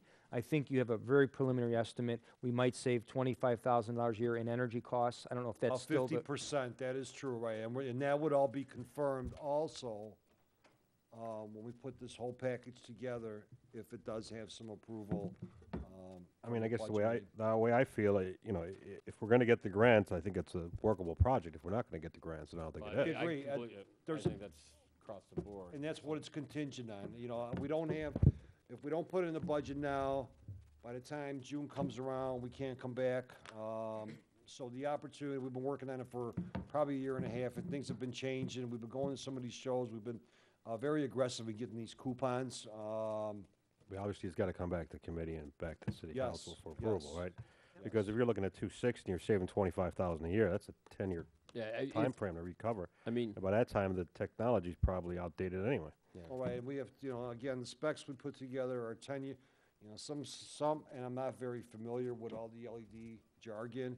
There's 10-year warranties in place here. I mean, our lights, just the savings in maintenance and lights alone. With that in mind, though, have you gotten any feedback on the LED lights that are out there? I know there's one Yes. at the end of my block. One by us too. Right. Yeah, what is the feedback? Positive. How many people have given you feedback? I'd say, right, Count- myself, Counting you two? myself, no. Sylvia. I had a resident comment because it was in front of his house. People have noticed them. They like it? Alderman Well, that one kept Kenny, going out. Well, you know, I had one that they loved it, but they wanted to know if we could get another color. It's very, it is very bright. I think it- Yeah, But it's not spread out so much. So Not spread Dan, out, yeah. is also this something that you can apply for next year, or is this something that you kind of have to do this year? for how much work we put into it, I would strongly recommend that we at least look at it, and if we get the funding, it'll always come back to the committee and/or city council for, not approval. But we don't know subsequent years, the way the grants are going now with the state, that's unknown. It's highly unlikely that those grants will start seeing less of, so I would not count that this, whatever funding's available now will be available in subsequent years. so we're gonna keep this in for the 260 pending that we get the 164 in grants, correct? Yeah. Okay. Yeah, the only change would be, Dan, in the grant amount, I had, reimbursement of 180, so I'll have to adjust that by the amount you mentioned, Right, or whatever it was, $8,000. $8,000. And it's all pen and bid pricing as well. And you're not factoring in the maintenance savings because they have a 10-year life. So they don't have to be replaced for 10 years, and they're coming Correct. with the 10-year warranty. And they do save half because that's what we've seen in the ones we've installed, a year, 2 years into it.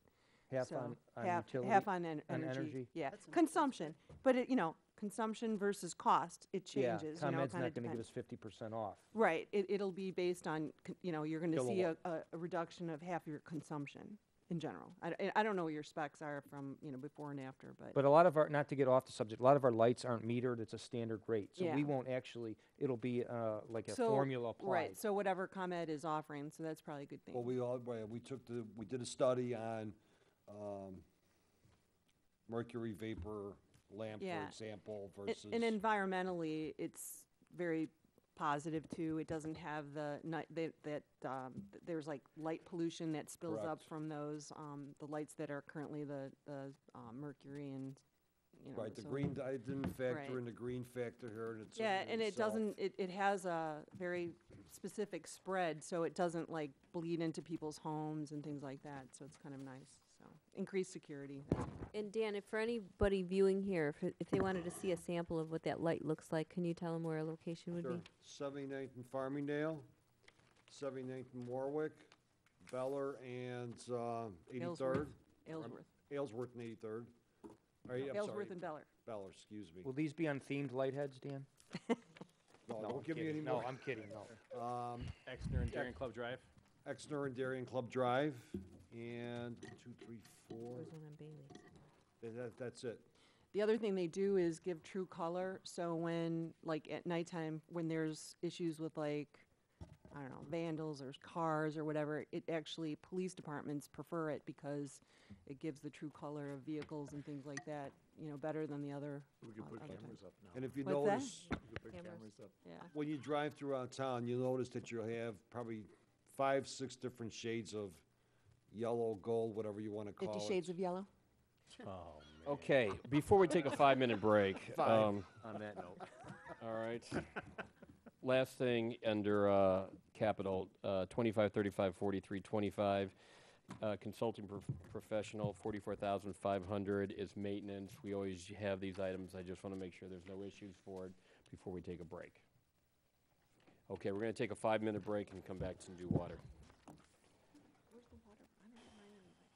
Okay. Yeah, I gotta go get it.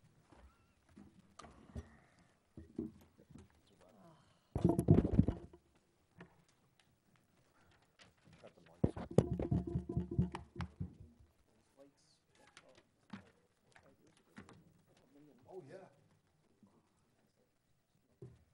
Oh, they really came down, huh, Dan? It's just amazing to see Yeah. what, the cost decreases She have said it's been, what fine, yeah. technology has done. Oh, on the recording. I've been so passionate on this.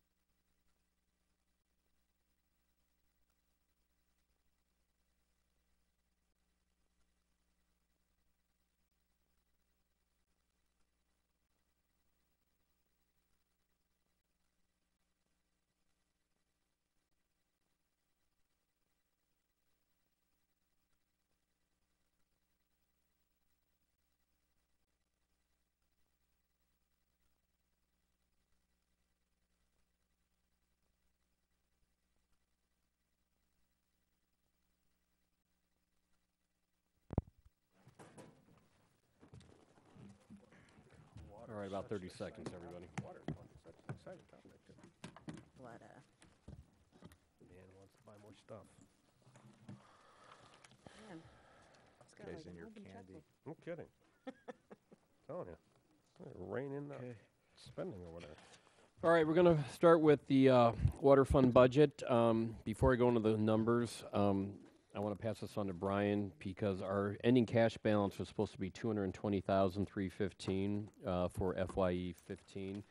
We actually came in $799,000 higher at $1,019,332, and I thought Brian should explain Yeah, why. in the packet that went out, the second packet for the council, there was a paragraph in there, and basically, that number increased primarily from two reasons. One was the difference in the budget, which was expenses and revenues ended up favorable by $320,000, and in prior years, we had used for a beginning balance, we were using actually a fund balance, which takes into account expenses in the audit that we see, such as depreciation and things, but those are really more audit paper type accounting procedures.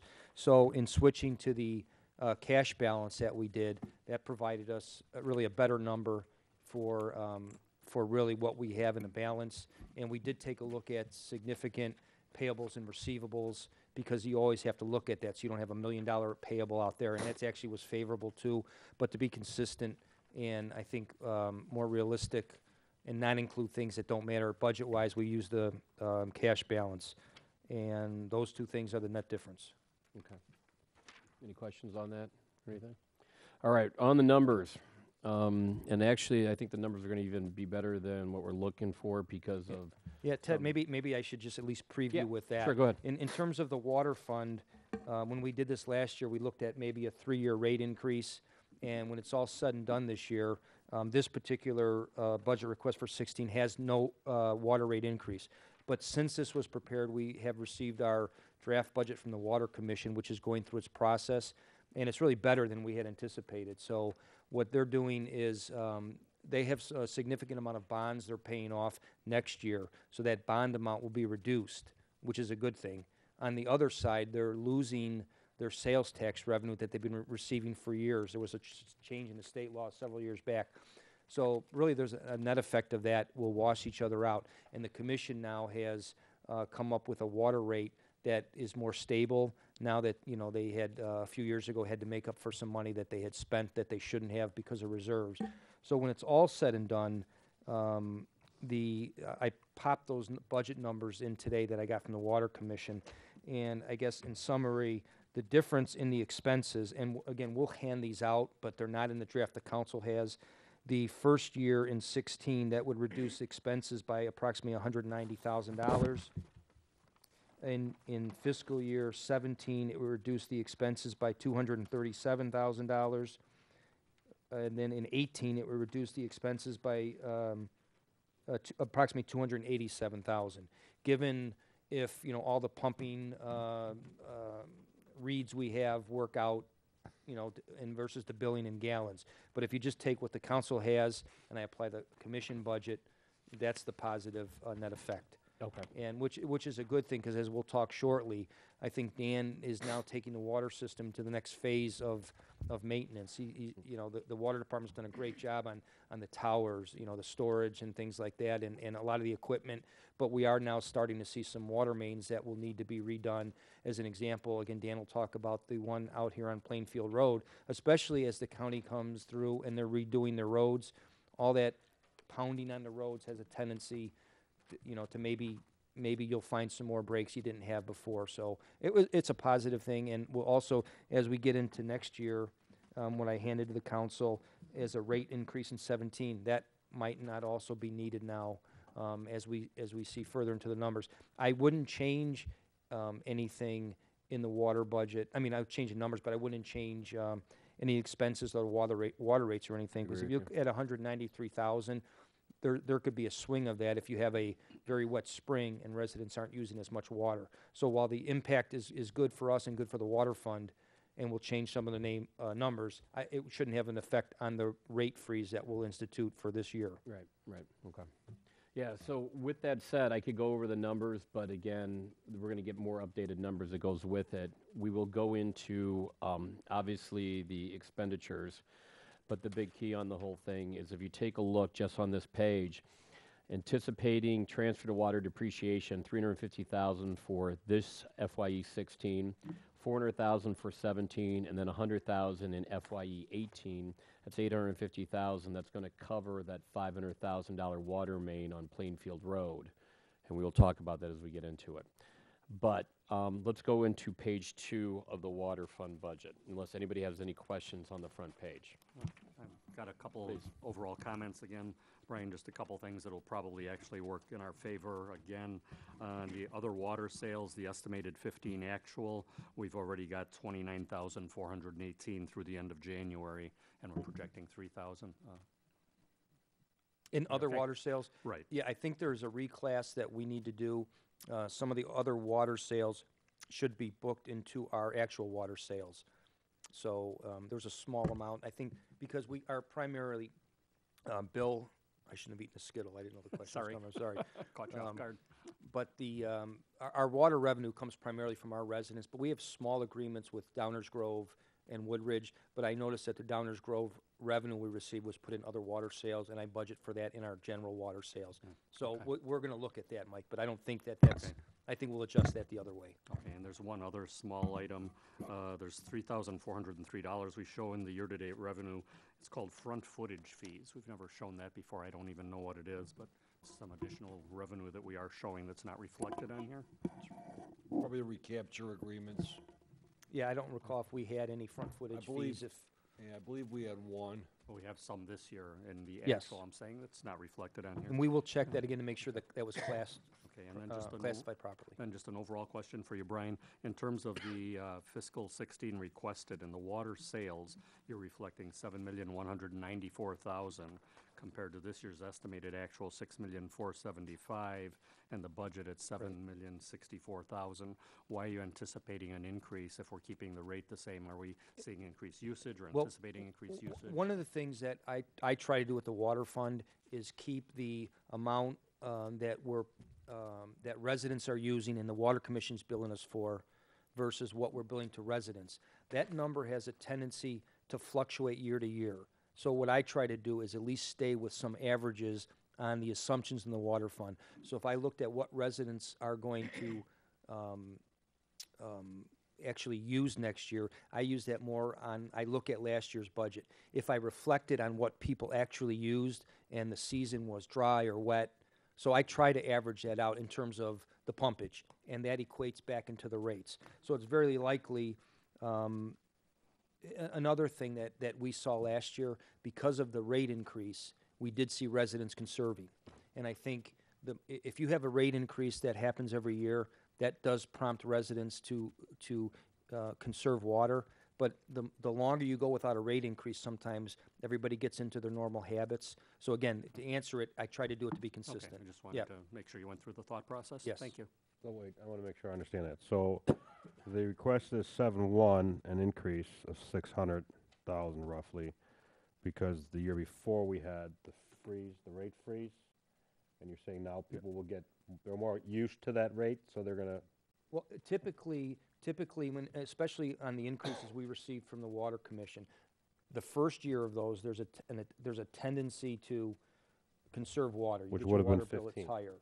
In 15, 15. that's why it's at 6.4 in part. Okay. So we did pump less water. So when I go out to 16, I'm not really estimating that people are going to conserve again. I'm kind of looking at my numbers last year because, again, that takes out fluctuation from year to year and builds an average. Makes sense. Okay, page 2 under the water fund for expenses. Real briefly, under personnel, we are up $9,000 from 525 budget to 534 for actual. Mostly 22,000 was overtime, and I expect that number to probably go up even a little bit more. Under benefits, we're down 13,000 from Social Security and medical and life insurance. Under operating costs, we are up 16,000 over budget from 158,890 to 175 for maintenance of the water system, and 12,143 budgeted for maintenance of equipment. We came in at 18,000. So for the entire operating costs in that section, we're up right now $21,000. Under contractual, we're down $379,000 in DePage Water Commission because of less water sales. Capital, pretty much flat across the board. If you take a look out for FYE 16, that number is going from 27,000 to 161. Expansion item of 121,000 that we'll talk about for a backhoe. Back up to operating costs under council discretionary expansion items, 21,000 for maintenance of building and $500 for training and education. Key, again, for the total expenses, we were budgeting $6,912,000. We came in at $6,548,000, mostly because of the drop in the water sales. Is there any questions on this area that anybody wants to get into? Of Mike? course. I know, Michael. Go ahead. Just a couple, I'll just try and highlight a couple of those that I see the biggest differences on. Paul, maybe you can address the medical life insurance. We're projecting 107,000. We were at 68,000 through January 31st. And while you're thinking of that, I guess the supplies are currently at $392 versus $7,100 projected. And the leak detection, we're projecting at 19,000. We're currently at 38,000 year-to-date, so that one we're already double. But then DuPage Water Commission, we're at 74 versus the 152, but that's the sort of our standard that we know that's our fixed rate that we're paying them. Which one, Mike? What do you, The DuPage Water Commission. DuPage County meter read, maybe, the 150? Well, the 150,000, yeah. Yeah, that's DuPage County for reading our meters, not the DuPage Water Commission. Okay. So that's a fixed number. Okay, because it's only at 74 currently, so I don't know, there must be a payment or two behind There's there. Maybe probably, yes. that's reflected in the payables, okay. In regards to that leak detection, Mike, that should be a reclass, and I'm not sure if Paul had the opportunity to reclass it yet. Okay, so it should not be the 38,000? Correct. And what had happened is, I believe, the expense for the DuPage County water main, that was our portion, went into there. Okay. So that will be adjusted. I know I already spoke to Marie and Paul. Thank you. The, leak detection. Do you have the account number? I don't have It's 4326. 4326.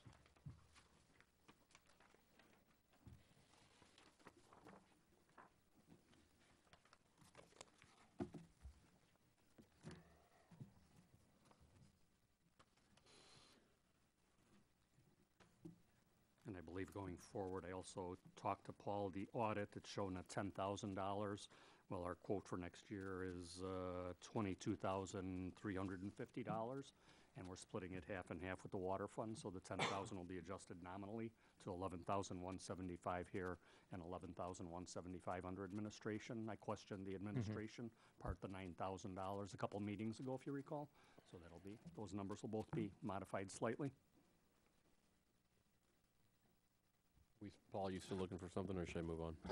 I'm gonna have to get back on the health insurance and That's fine. benefits, yeah. Go to page 3. Anything that anybody wants to talk about on page 3?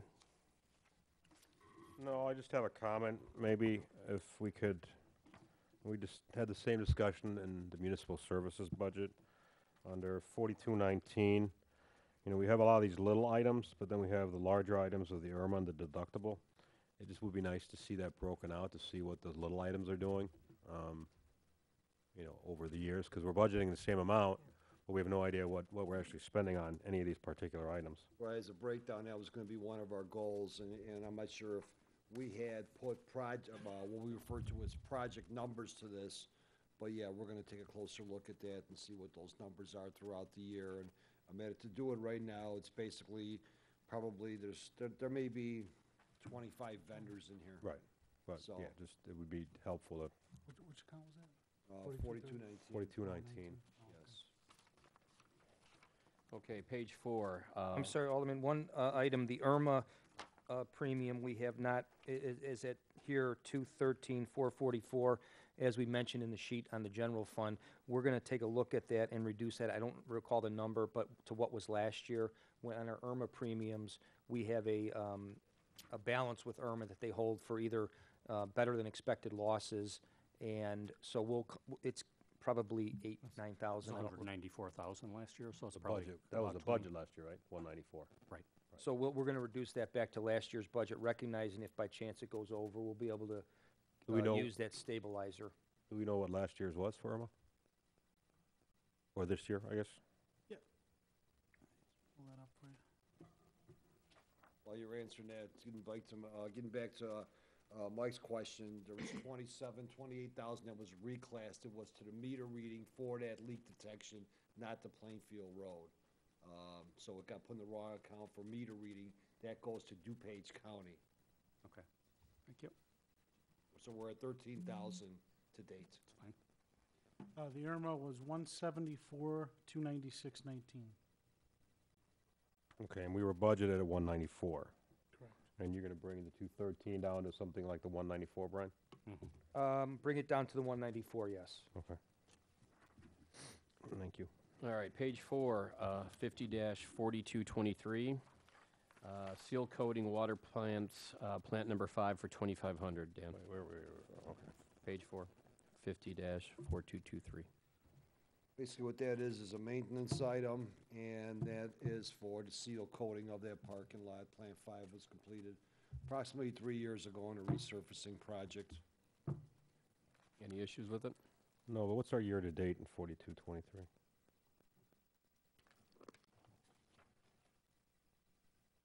Through January was 15,500.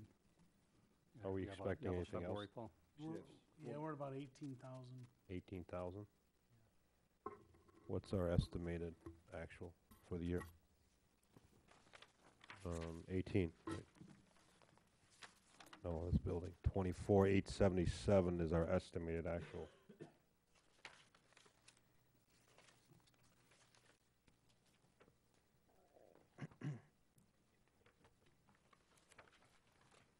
$24,877 is our estimate. Is our estimated actual? Do we expect to get there? No, you're looking. trying to- Ron, yeah, you're I'm looking trying at to the find building mine right instead of now. the equipment? I'm on building. 4223 maintenance building.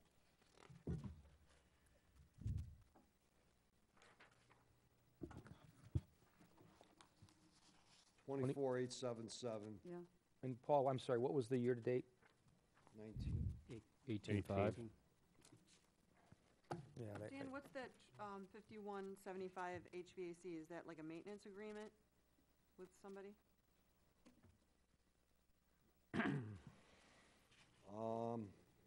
No, that's just maintenance for the different waters. Every water plant has its own individual heaters, so can it be 5,000? You know, I put an escalator into it and it picks up my formulas over the year, whether it's a 1.5 escalator from last year, but we're running pretty close to that. Basically, what that includes is filters, thermocouples, fans, things of that nature. You did budget the same amount as last year, Dan, so that didn't have an And I might have, escalator in it. right, Yeah. and Yeah, but those bills do come in pretty heavy. I Dan look- Dan has checked and changed vendors this year to try and bring it down a little bit. right, and I put an escalator in as a formula, and then I go back to the previous year or 2 years to see what it is, and sometimes I will modify it to what was prior to.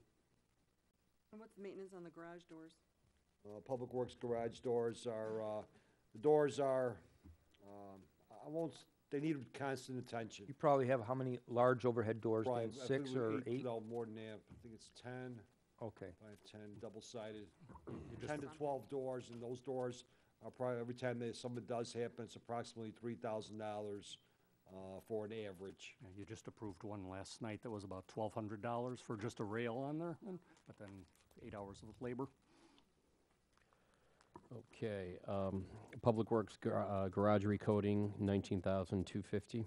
Isn't this a split? That's a split between the street department that was covered in the last budget meeting with the garage floor. Was that the one that was The epoxy budgeting coating, twice? Or was it something 38,000. else? Yeah, he changed that. yes. Changed it, all right. No questions at all on that one. Before I go on off of page 4, 50-4231, maintenance of the water system, 157,738. We're going to be over, obviously, this year. Is that number here, is this number all right for this upcoming year? We're running about 175 from what I remember. What are you showing for, today, Paul? 50-4231. I know, I'm asking Paul to see what's.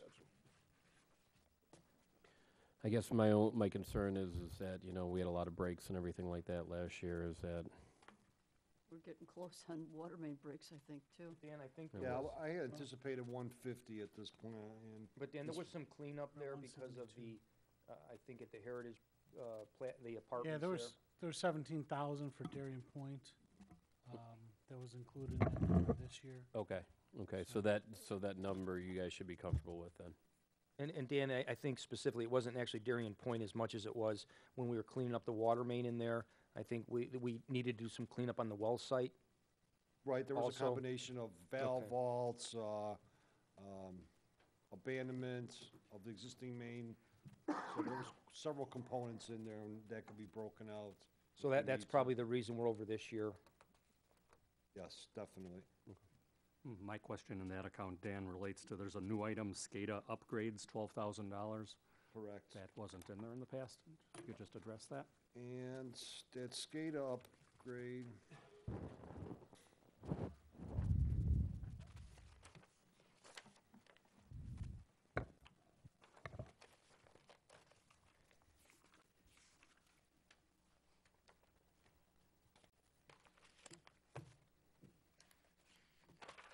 I'm getting there. Take your time. We're not going 10, anywhere. 9, Are you looking for the backup page, Dan? Sorry? Are you looking for the backup page? Yeah, for some reason it's out of my sequence I don't- here. I know what it's all about, I just want to be a little more specific. Bottom line is that the SCADA system, this is for an upgrade with a couple of the PLCs, program logic controllers. And with the project logic controllers, there's some more efficiencies with the variable drives. In other words, the variable drives are pumps, what controls, obviously, electricity. Now, at certain times, or certain times of the year, I should say, and/or days, these variable speed drives currently just ramp up to full speed. That means when they ramp up to full speed, the motors are running 100%. There's an opportunity through the SCADA upgrade to basically reduce the amount of electricity and the optimal running RPMs is one way to put it, for these pumps. So in other words, we basically reduce energy, and through the SCADA system, it controls these variable speed drive pumps to pump out what's needed and not be restricted beyond the pumps through what's referred as an ALMA valve is what it is. In other words, it's a valve that closes, only lets so much water out. It'll be controlled via pumps, and bottom line is there's a savings with electrical and wear and tear on the pumps. So hopefully I didn't give too much technical there, but. This is like a one-time shot for upgrading? Correct, and we haven't done the upgrade. Keep in mind all the improvements that we've done over the years for the pressure adjusting station, also the altitude control valves. If you recall, years ago, some of the water towers used to overflow, et cetera, et cetera. So we've done just enormous improvements, and this is just optimizing the system now and updating. This is like any other computer upgrade, Dan. Periodically, you have to, you have a SCADA system like this, you have to upgrade your computer, Correct. so it This works one just adds efficient. one more component of efficiency because we've identified it. Why are we, not maximizing these pumps to their fullest potential? In this case, reducing the usage. On the next page, under telephone, we have modems for the SCADA system. I'm assuming that goes hand in hand, correct? Yes. The modems, for $3,000, I'm assuming, is that a one-time deal, or is that? Modems are reoccurring? continuous. The modems are used for, obviously, to read between the plants and as well as to notify the operator in charge in case there's a problem. Gotcha. Via telephone. Gotcha. How long do you think it would take to get you your $15,000 back on the upgrades? Any upgrades? I'm gonna say probably 2 years. You know, Dan, you've got SCADA upgrades under consulting professional services, too. What does that play into? There's a couple of different, Three separate I'm things. sorry, which accounts? 50-4325. One more time. 4325. 50-4325. $9,715. 3 different entries for SCADA systems.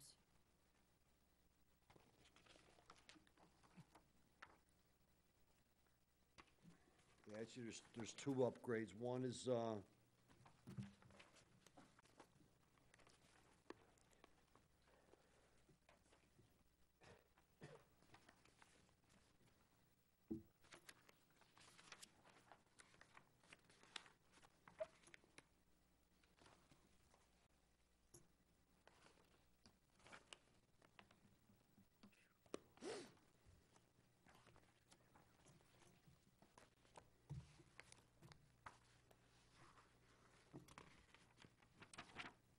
okay, the first one was for 12,075. That's the one I explained. And the second one,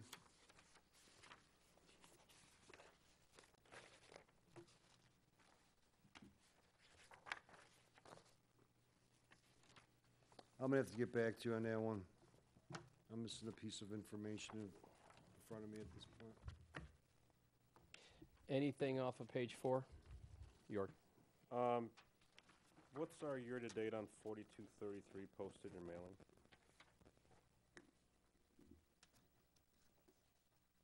$875 through January. We're close. And there's a follow-up to that. In 2014, it was $48. And in 2013, it was $500. Any reason that we're now seeing? I mean, are we mailing something that we didn't mail before? No, Postage Dan, mailing. we used to mail out the confidence report. I don't remember the exact cost on that. And then we started including that, I think, as an insert in our newsletter. So Correct. I don't know the account numbers, if they've changed a little. I know the differences in how we did the mailing, which saved a lot of money. It's very expensive to mail out. And we'll have to check if that was maybe coded in a different account. Oh, there's cross-connection. This year was the that's right. cross-connection program. Okay. Okay, Which right. is the That's right. postage, yes, So there would normally be a reason why we have a high postage, yes. because under normal circumstances, there wouldn't be. Yeah, because with the CCR, that's like Brian said, that's included now in the neighbors. There's Right. limited amount of mailing that we still have to do outside the area of the coverage of the neighbors magazine. So because at the beginning of the year, do we know whether or not we anticipate doing a mailing of some kind? Typically, around $1,000 is probably a safe bet. Okay, that's fine. Dan, is the cross-connection then to set up the program, we had that mailing expense? That was, I don't know if right. there's follow-up. I think there's annual inspections and things. I don't know if there's, There is some follow-up, and that follow-up is based on, okay, does that backflow, is it out of compliance, out of date, whatever the case is. There is some additional follow-up, but not to that same $1,000 per se. How many residences get a mail? Like, what's the number of pieces that go out? With backflow? or, No, how many, when we do a mailing, how many pieces do we send out? With the, consumer confidence report, I believe was 2,000, a little bit over 2,000. And there's some, we have other ones, lead and copper, for example, sometime. Lead and copper, all depends when the EPA says, okay, it's time to run. What I'm saying is how many, so they go to 2,000 homes, or, that's what I'm asking. How many, It varies. It varies anywhere from 10, possibly to 2,200. are you talking about the special report we send out? That goes to Oh. everybody that gets the Neighbors okay, magazine, and how, which what's is that number? probably 8,000 homes, Okay, that's what I'm asking. approximately. I'm sorry, I misunderstood your question.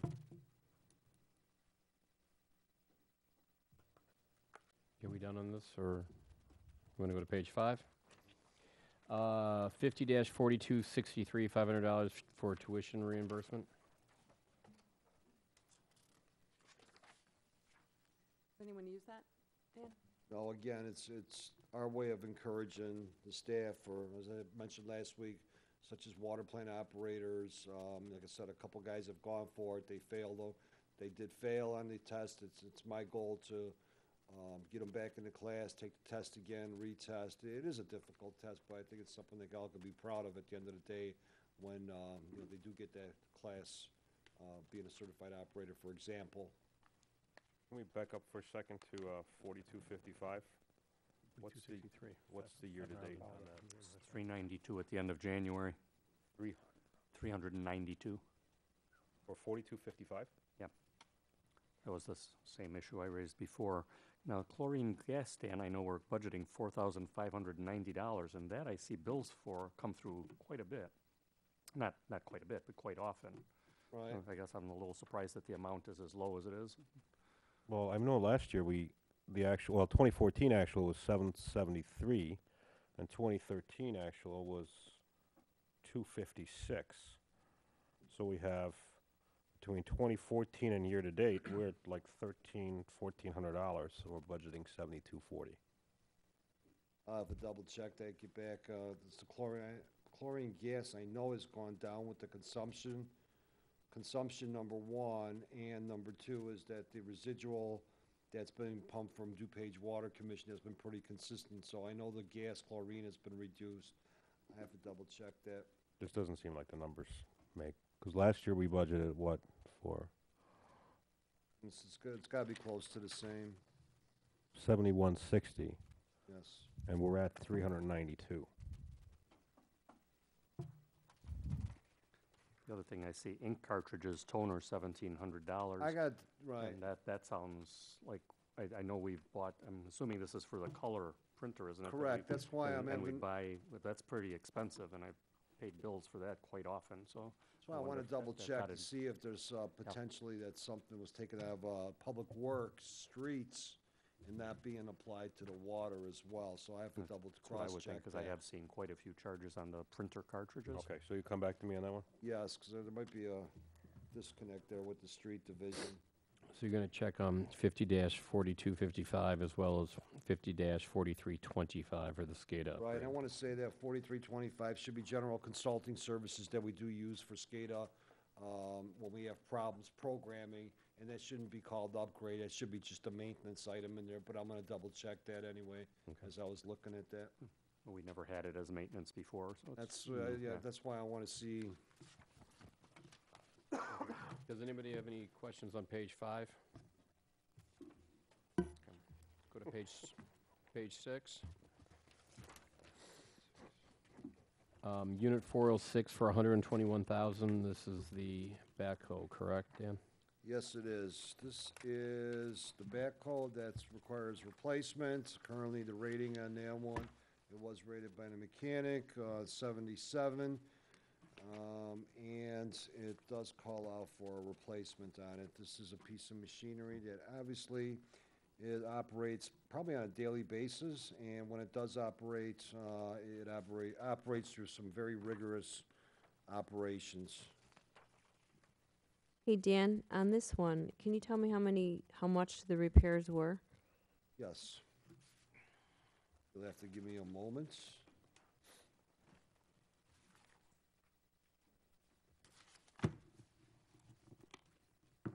Alderman Shaw, while Dan's looking for that, when we get down to the debt retire, that's our bond payment in that fund. And as we have done, in the last 12 years I've been here, and prior to that, the money for that is included in our water rate. We're able to pay that for the water rate. So this would come back as an abatement, so it's not on the property tax bills. And we normally do that at the next city council meeting, because we have to record that abatement before the end of March. Okay. So we'll come back with that abatement. For line item 4950, debt retire.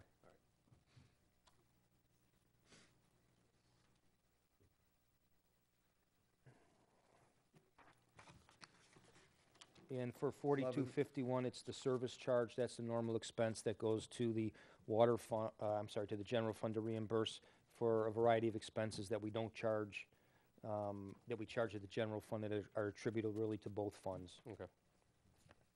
According to what I have, Alderman Belke, we're approximately 16,000. For this year? No, but Or year? what I'm looking at, this should be for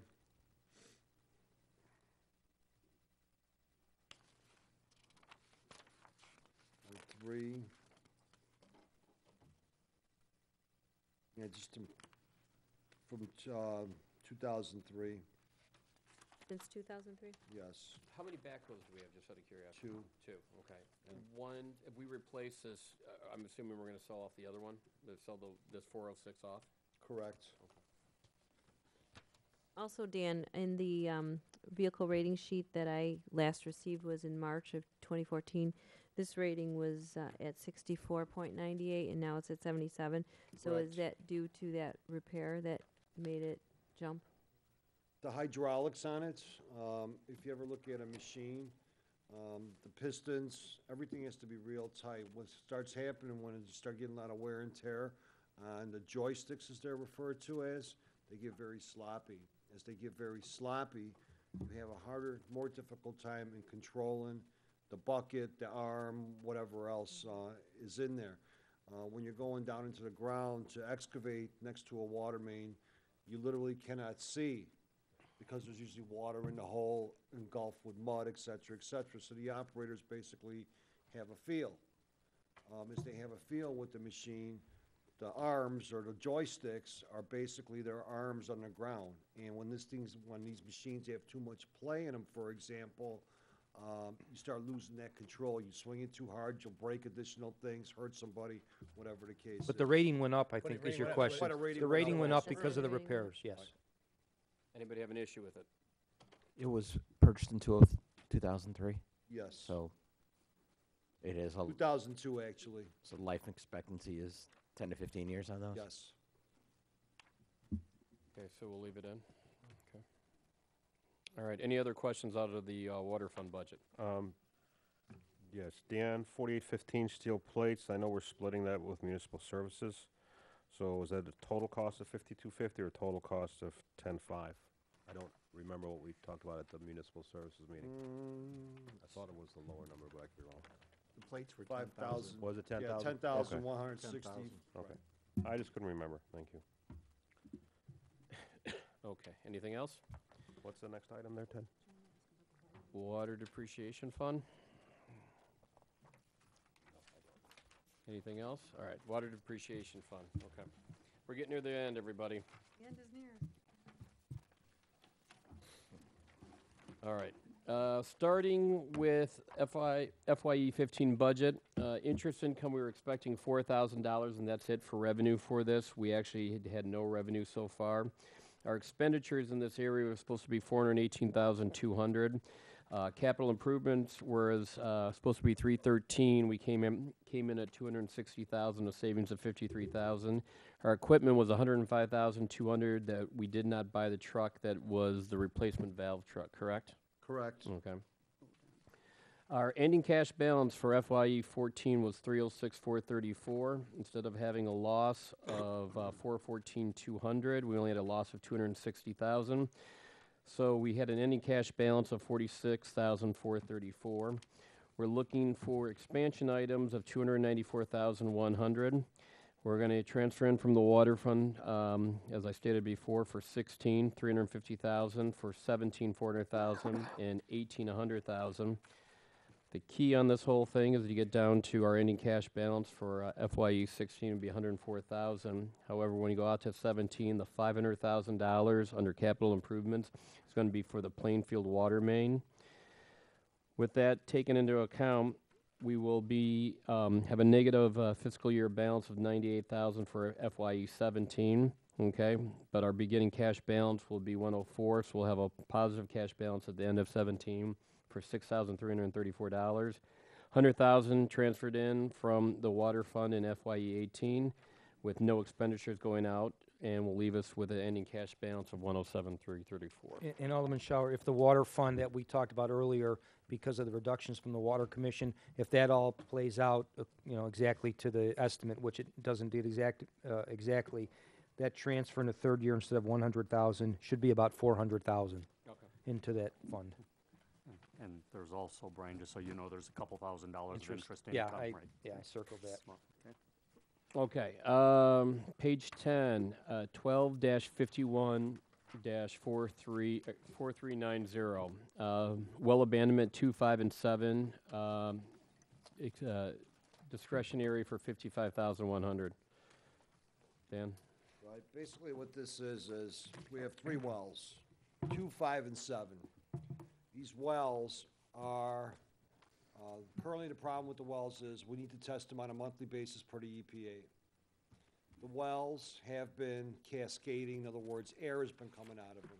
It's all been starting to happen simultaneously. The opportunity is that either A, we fix these wells, in which case then we would have backup water. When I say backup water, we're unsure whether or not these 3 wells would be able to feed the city of Darien and or a number of, how many exactly.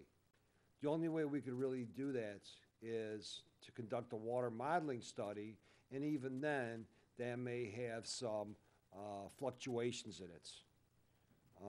The wells produce a water has a high content of iron, along with other VOCs. Most of the VOCs are EPA compliant within EPA's guidelines. Nonetheless, our thought process was to abandon them all. The reason for abandonment is that there are several backups to the DuPage Water Commission system. A, through the village of Willowbrook. B, through the village of Woodridge. C, to what we just recently did through some of our water main improvements with the village of Downers Grove.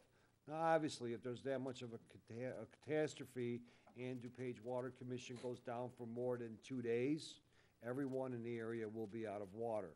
Again, to keep these wells, I cannot tell you that we're going to be able to feed 5 homes, 1,000 homes, yet alone any type of fire suppression services, if at all. So by abandoning these wells, we're gonna not have any future expenditures for testing or anything else of that? That is correct. But it's also not a reversible type of, Yes, it is. When I say reversible, we'd have to dig a new, basically put in a new well. And again, that's where you go and look at the studies to which aquifer you want to grab, whether it's a shallow well, a deep well. Deep wells are usually in the vicinity of 1,600 feet deep. so I've heard, somebody capping a well. Would this be similar? Yes, this is the same terminology, correct. Abandonment, capping, yes. So what's the money for? Get the capping and abandonment. I mean, to me, abandonment means just walk away and you don't have anything. In our world, it's referred to as capping.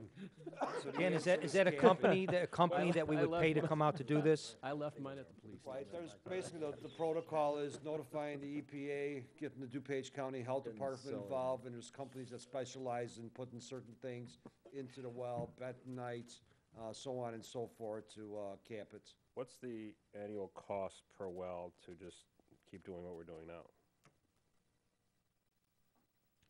Probably with power and there's some overtime involved too, because they have to come in earlier and start the wells in order to get the samples in. The water has to run for 2, 3, 4 hours through this.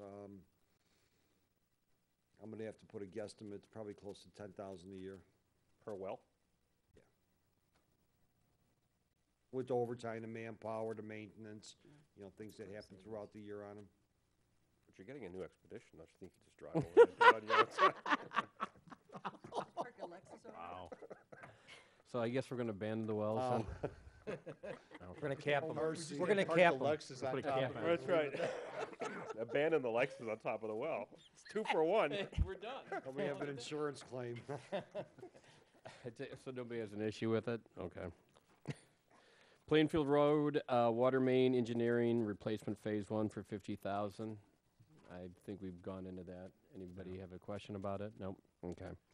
Hydrant painting for 119,000. Where are we at? Would this be the end for hydrant painting by doing this? Well, first of all, where we're at to date is basically half.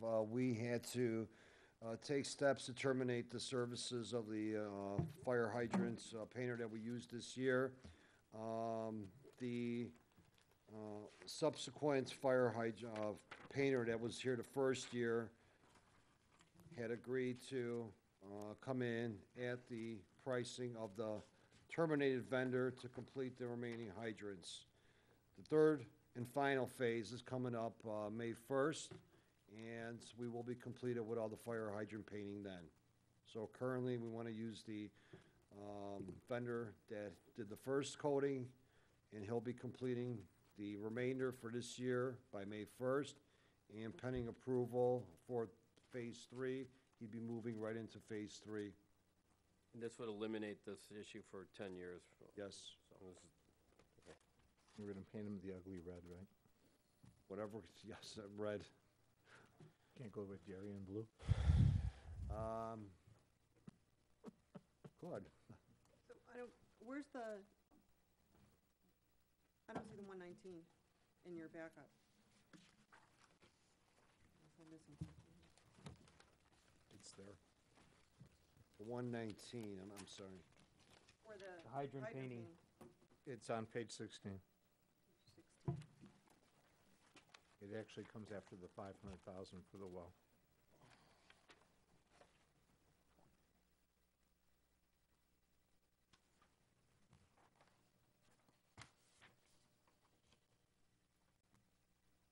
That cover sheet's a little different since it's an ongoing program. We put the agenda memo in there. Right, it's 3 phases of 30,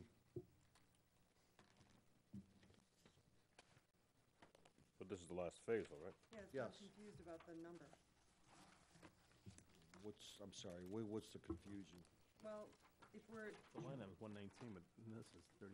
yeah, I mean, you're asking for 119, but it looks like the phases are 34, 34,977. or 30, call it 35,000. So I don't know where the 119's coming from. I'm missing that. Total cost? Page Every 10 year is it's gonna be a 100, total cost. Yeah. 119. That's what I mean, so it should be 39 Right. or 38. page 10 is 119,000, which is your discretionary Yeah. request. And your total's 36,435 on page 16. No, but we That should, was for it 2 should be years for 2 phases this year. We already completed phase 1, Not all, Phase 1 we completed last year. so we should only Phase have. 2, we haven't completed yet. But it's But the budgeted. Well, it's monies is budgeted in last there. year, right? Right, so Phase 3 should be an additional 36. That was for the first phase. Phase 2, yeah. That's why if we have to complete phase 2 and then phase 3, it should be 35 times 2, maybe 70,000. So that 119 should be a lot less then, correct? And what's the 73,000 for, I guess?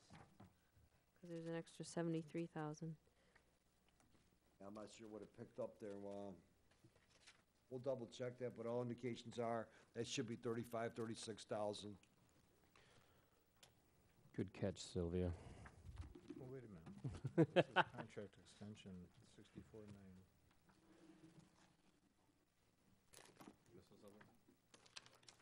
Yeah, what's the 73?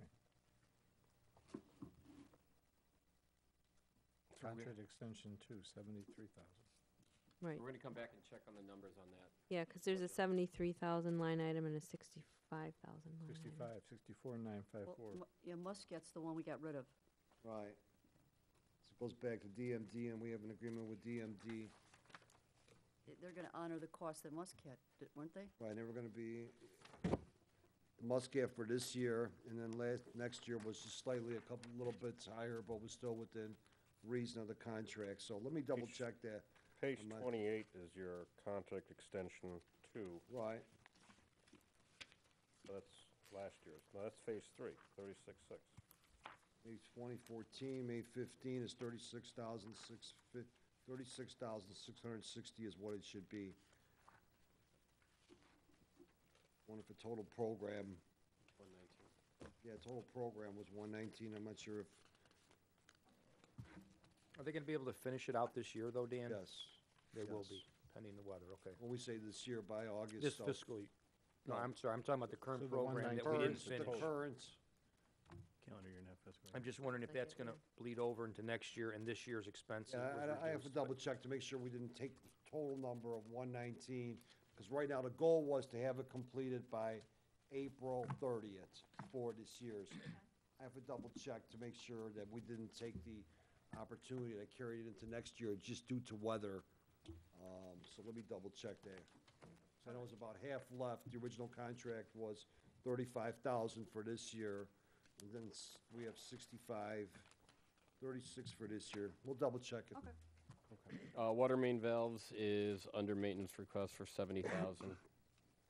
This year, what we want to do is we had the same, this valve replacement program in the budget last year. In conjunction with that, we also had the trailer.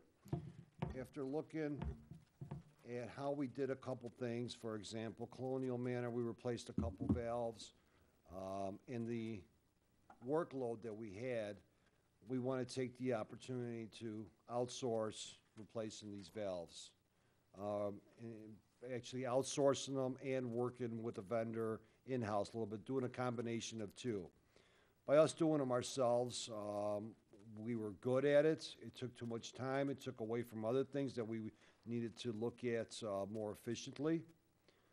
So with this said, we want to take the opportunity this year to allocate funding to be able to outsource it and see what type of opportunities we could have with a vendor to get things done faster and in a more efficient way. Dan, I'm sorry, these could be either leaking valves or valves that are not shutting all the way? Correct. One example is on Plainfield Road. Recently, we just had a water main break on Plainfield Road. There's an existing valve on there, out there. That valve needs replacement. So, again, what happens when these valves don't work, they have to go to another 3 blocks down, 4 blocks down, whatever the case is, and turn off additional valves, which means additional water is shut off to residents and/or businesses. These valves deteriorate over the years, especially the older ones, because it's basically steel on steel, where the new ones are more rubber. They have a rubber coating, and they're more efficient. Dan, over the years, I mean, I know we're replacing a lot of old infrastructure, but I mean, will we get to the point where it'll become more of a maintenance and less of a major repair? Well, I want to say yes, water main, for example. For next year already, we're looking at a section of water main that fronts McDonald's all the way up to basically Our Lady of Peace, that section of water main. We've been experiencing approximately 2.5 per year there for the last 3 years of water main breaks. It's no different than what we're having out here basically in front of City Hall. It's hard to say. My rule of thumb has been if you have more than 5 water main breaks within a period of 4 to 5 years within a certain block, then it's time to replace it.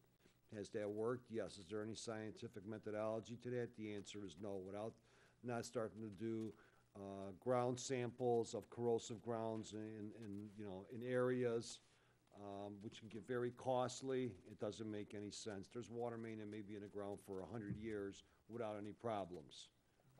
So it's really a Mother Nature, if you want to say. But Dan, in terms of the water system I mentioned earlier, you know, the water towers, all the telemetry and all that has all been upgraded. So really, these water mains now and these valves, the actual distribution of the water is really where we're going to focus. So I would suspect over the next 5 years, we'll probably see more water main projects than we did in the past, because again, you can't fix all of the different parts of the structure at once. And again, they did a great job at the other parts of the water system. So I think, Dan, we're going to start seeing some more of these. And that's true. You know, for next year already, we have phased, I'll call it the Plainfield phase. There may be a couple over in 71st Street, Richmond area, that may have a couple sections for replacement too. The one on Plainfield Road is a little more costly. There's a lot of valves, a lot of components. So, but I don't, I wish I could tell you it's going to be $250,000 for the next 10 years. I don't want to take that approach, but I don't see the need for that right now. Dan, how many valves does 70,000 cover roughly? I believe it's 5 to 7. Well, 10, I'm sorry, 10. 10 was the goal, yes. Do you think that there's an issue with response time for us doing it versus getting vendors to do it or outsourcing? The answer is yes. So if we get tied up on, our goal was to do it in the fall. We get tied up on that, all of a sudden the snows come. So now we're called away from that project or that program, and we're committed to snow. While we're committed to snow, what's the cold weather like? February, for example, there has been since I believe February 11th, every day's been freezing. So we'd love to do it during the winter. It gives us some good opportunity. But physically, you can't work in the winter on frozen frozen ground, it's more difficult, more wear and tear on machines. Just the human element itself being, trying to put nuts and bolts together. So, the answer is yes. All right, any other questions from depreciation fund? Okay, let's go to MFT. Motor fuel tax, real briefly. Our revenue was supposed to be 523,000, we came in at 536,000. What page, I'm sorry. What- Page 30 for MFT. We had 2 supplemental payments for 204,000, so our total revenues, instead of being 524, we came in at 743, which was an extra 219,000. Our operating costs, budgeted 575, we came in 4,000 less to 571. Contractual was pretty much the same. And our total expenditures was savings about $4,600. Because of those 2 supplemental payments, our actually ending fund balance was at 301,000. As we go out to 17 and 18, a couple things I just want to highlight on this is that the first question that I have is benefits. There is no benefits for 17 or 18? No, that should be included. It just, it doesn't look like I picked it up. There should be another 50,000 per year. Yes, okay, that's what I thought, okay. All right. So that would probably leave us down with FY 18 around 39,000. My only concerning question is, we're still estimating $75 per ton for salt. Yes. Any things on the horizon, We're currently out to bid with DuPage County, along with several other municipalities. I believe the contract is out for an April letting. Okay. So we'll come back and revisit that with those numbers, but so you're Yes. still, but we're not gonna, you don't anticipate a big jump like we had, 6, 7 years ago, where Correct. okay, $120 or whatever it was per ton. And for the current year, Dan, you're projecting using the entire amount, because we were a little bit light through the end of January. I know we had a little more purchase in February. Are you Yes. gonna take the whole allotment? Yes, I believe it's 224,000 while I'm gathering the information here. Yes. Any questions from MFT? Alderman Shar, I noticed too, we'll plug in a couple small numbers on the interest for revenue that's currently doesn't show anything, so that'll be a couple $1,000s a year. Okay, sounds good. Any other questions? Okay. Special service area number 1, fund budget. This is Terra Hill. Real briefly, our total revenue was 5151 and versus 5,000. Our expenditures, we were expecting 8,500. That includes a $3,500 contingency that we did not use. So our expenses was only 4,000 for a fiscal year balance of $1,151. We had an ending fund balance last year of 8,932, which will leave us $10,083. As we go on out, as long as we don't have any of the contingencies, we should probably be back up around 11,808 versus FYE 18. So the point is, we don't anticipate anything major on this. Yeah, this fund is really for 2 purposes. One is for the wetland management of the basins there, but we also have periodically need some stormwater maintenance, whether it's the storm sewers, Dan, or we have the critters in there blocking up the waterway, which we Beavers, haven't had in a correct. couple of years, but we have had that in the past. Dan took care of that.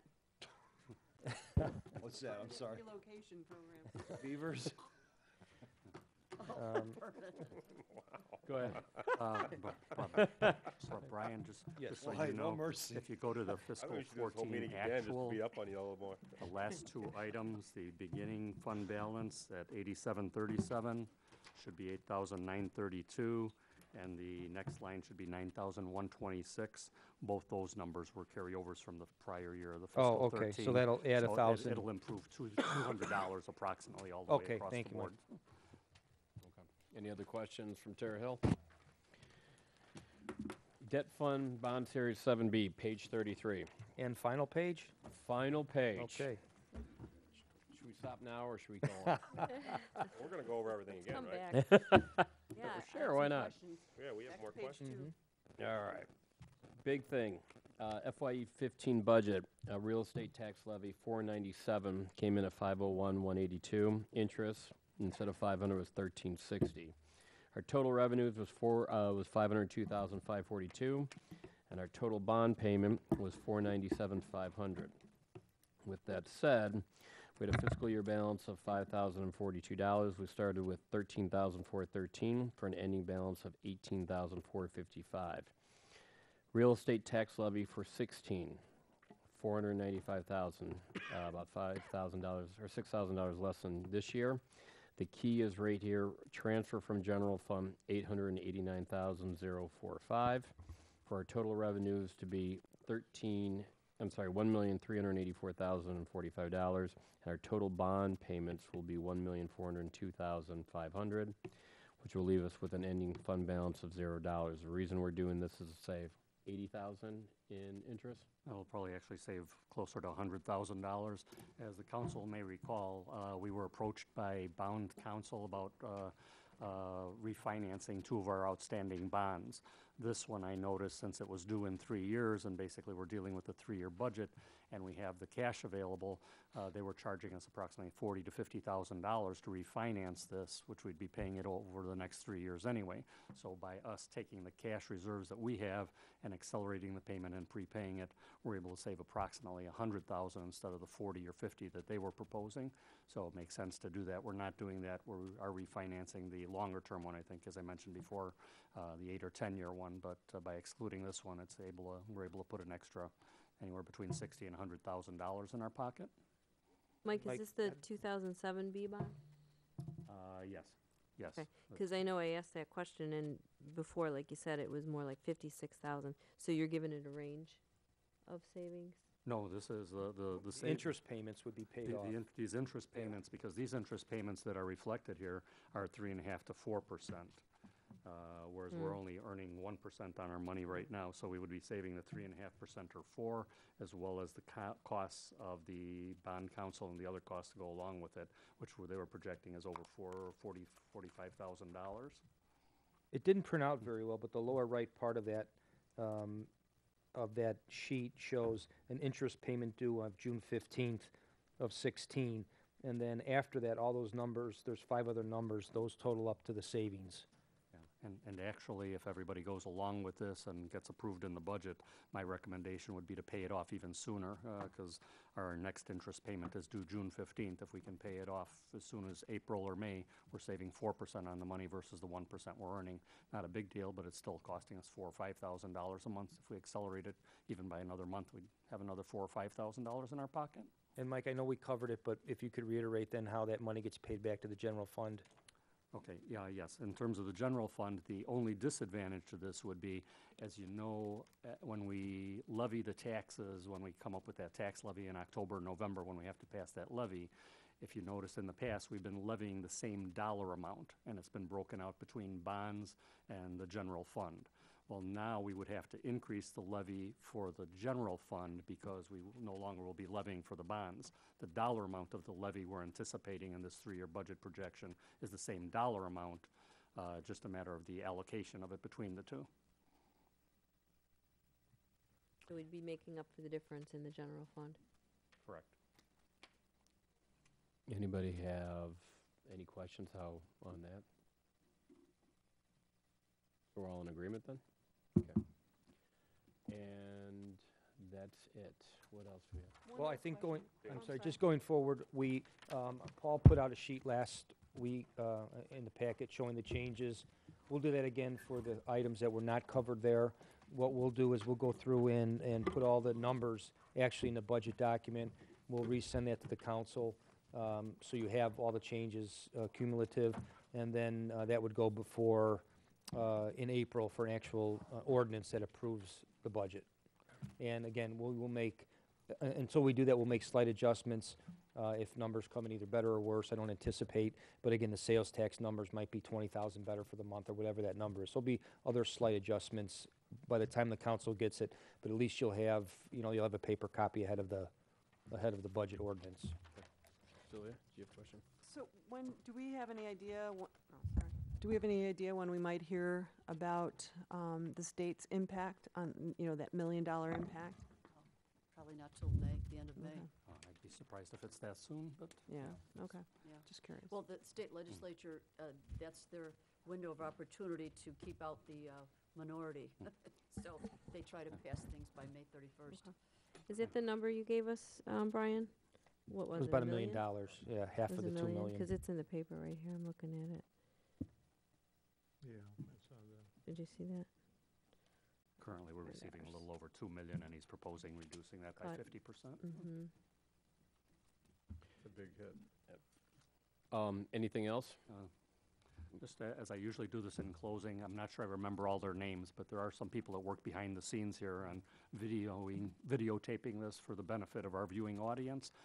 They don't get to be out here in the limelight like the rest of us. On the other hand, they don't have to take the slings and arrows of what we have to take either.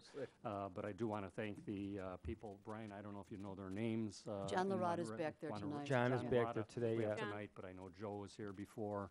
And, I mean, they do a terrific job and put in a lot of hours while we're sitting here, and we really do appreciate it. It's what really gets it out to you, the audience, and we really appreciate their effort, even though you really can't see them out here. And people do watch that. I think we all got that email today from, who was the gentleman who was in with his wife? He sent an email to me today. Several of us got it, I think, where he thanked us. Joe Weber. Joe Weber. Oh, Joe Weber, yeah, because he did a survey of our last budget meeting. He said, wow, you guys put in a lot of time. Yeah, Yeah. yeah. That Well- would be a Ward 6 resident? Well, as they get up at the Citizen of the Year dinner, as the That mayor man in recognizes Woods? them, we'll have to give them a big round of applause again, because Woods? hopefully they're all, No. will be there. I believe so, yeah. I have the list in my briefcase, but, well, you know, that's an issue that we don't have a lot of the commission members attending, so we need to encourage them. Anything else? Dan, you're gonna look at those few things and Yes, give I us will. a summary? Everybody, I want to thank everybody for the last 3 weeks, and most importantly, Brian Thank you, and Paul. thank you, Ted, for your Appreciate hard it. work. Well, again, most importantly, Thank you. you know, there's a number of other staff members that don't come to the meetings, and everybody knows for me, this year particularly has been a little more difficult since New Year's Eve when I broke my leg. So if you think it's fun to talk with Dan about ditches, try to talk to Dan about ditches with a broken leg. It even adds to the fun, but. Especially when he's but- taking your wheelchair out of the room. Yeah, so Yes. there was a couple weeks there where we missed our normal schedule, and whether it be on evenings or the weekends, we all caught up, and I owe great thanks to all the staff members here because they really helped bring this back to, again, when you lose a couple weeks in the beginning of January in budget season, that's really hard. Yeah. That's where a lot of the numbers, so everybody came back, pulled together, and again, the people not here, people putting the budgets together, people pinch hitting for everybody, so again, thanks goes out to them. Cool. All right. Motion to adjourn. All in favor? Aye. Thanks, everybody. Good night. Anybody watch The Good Wife?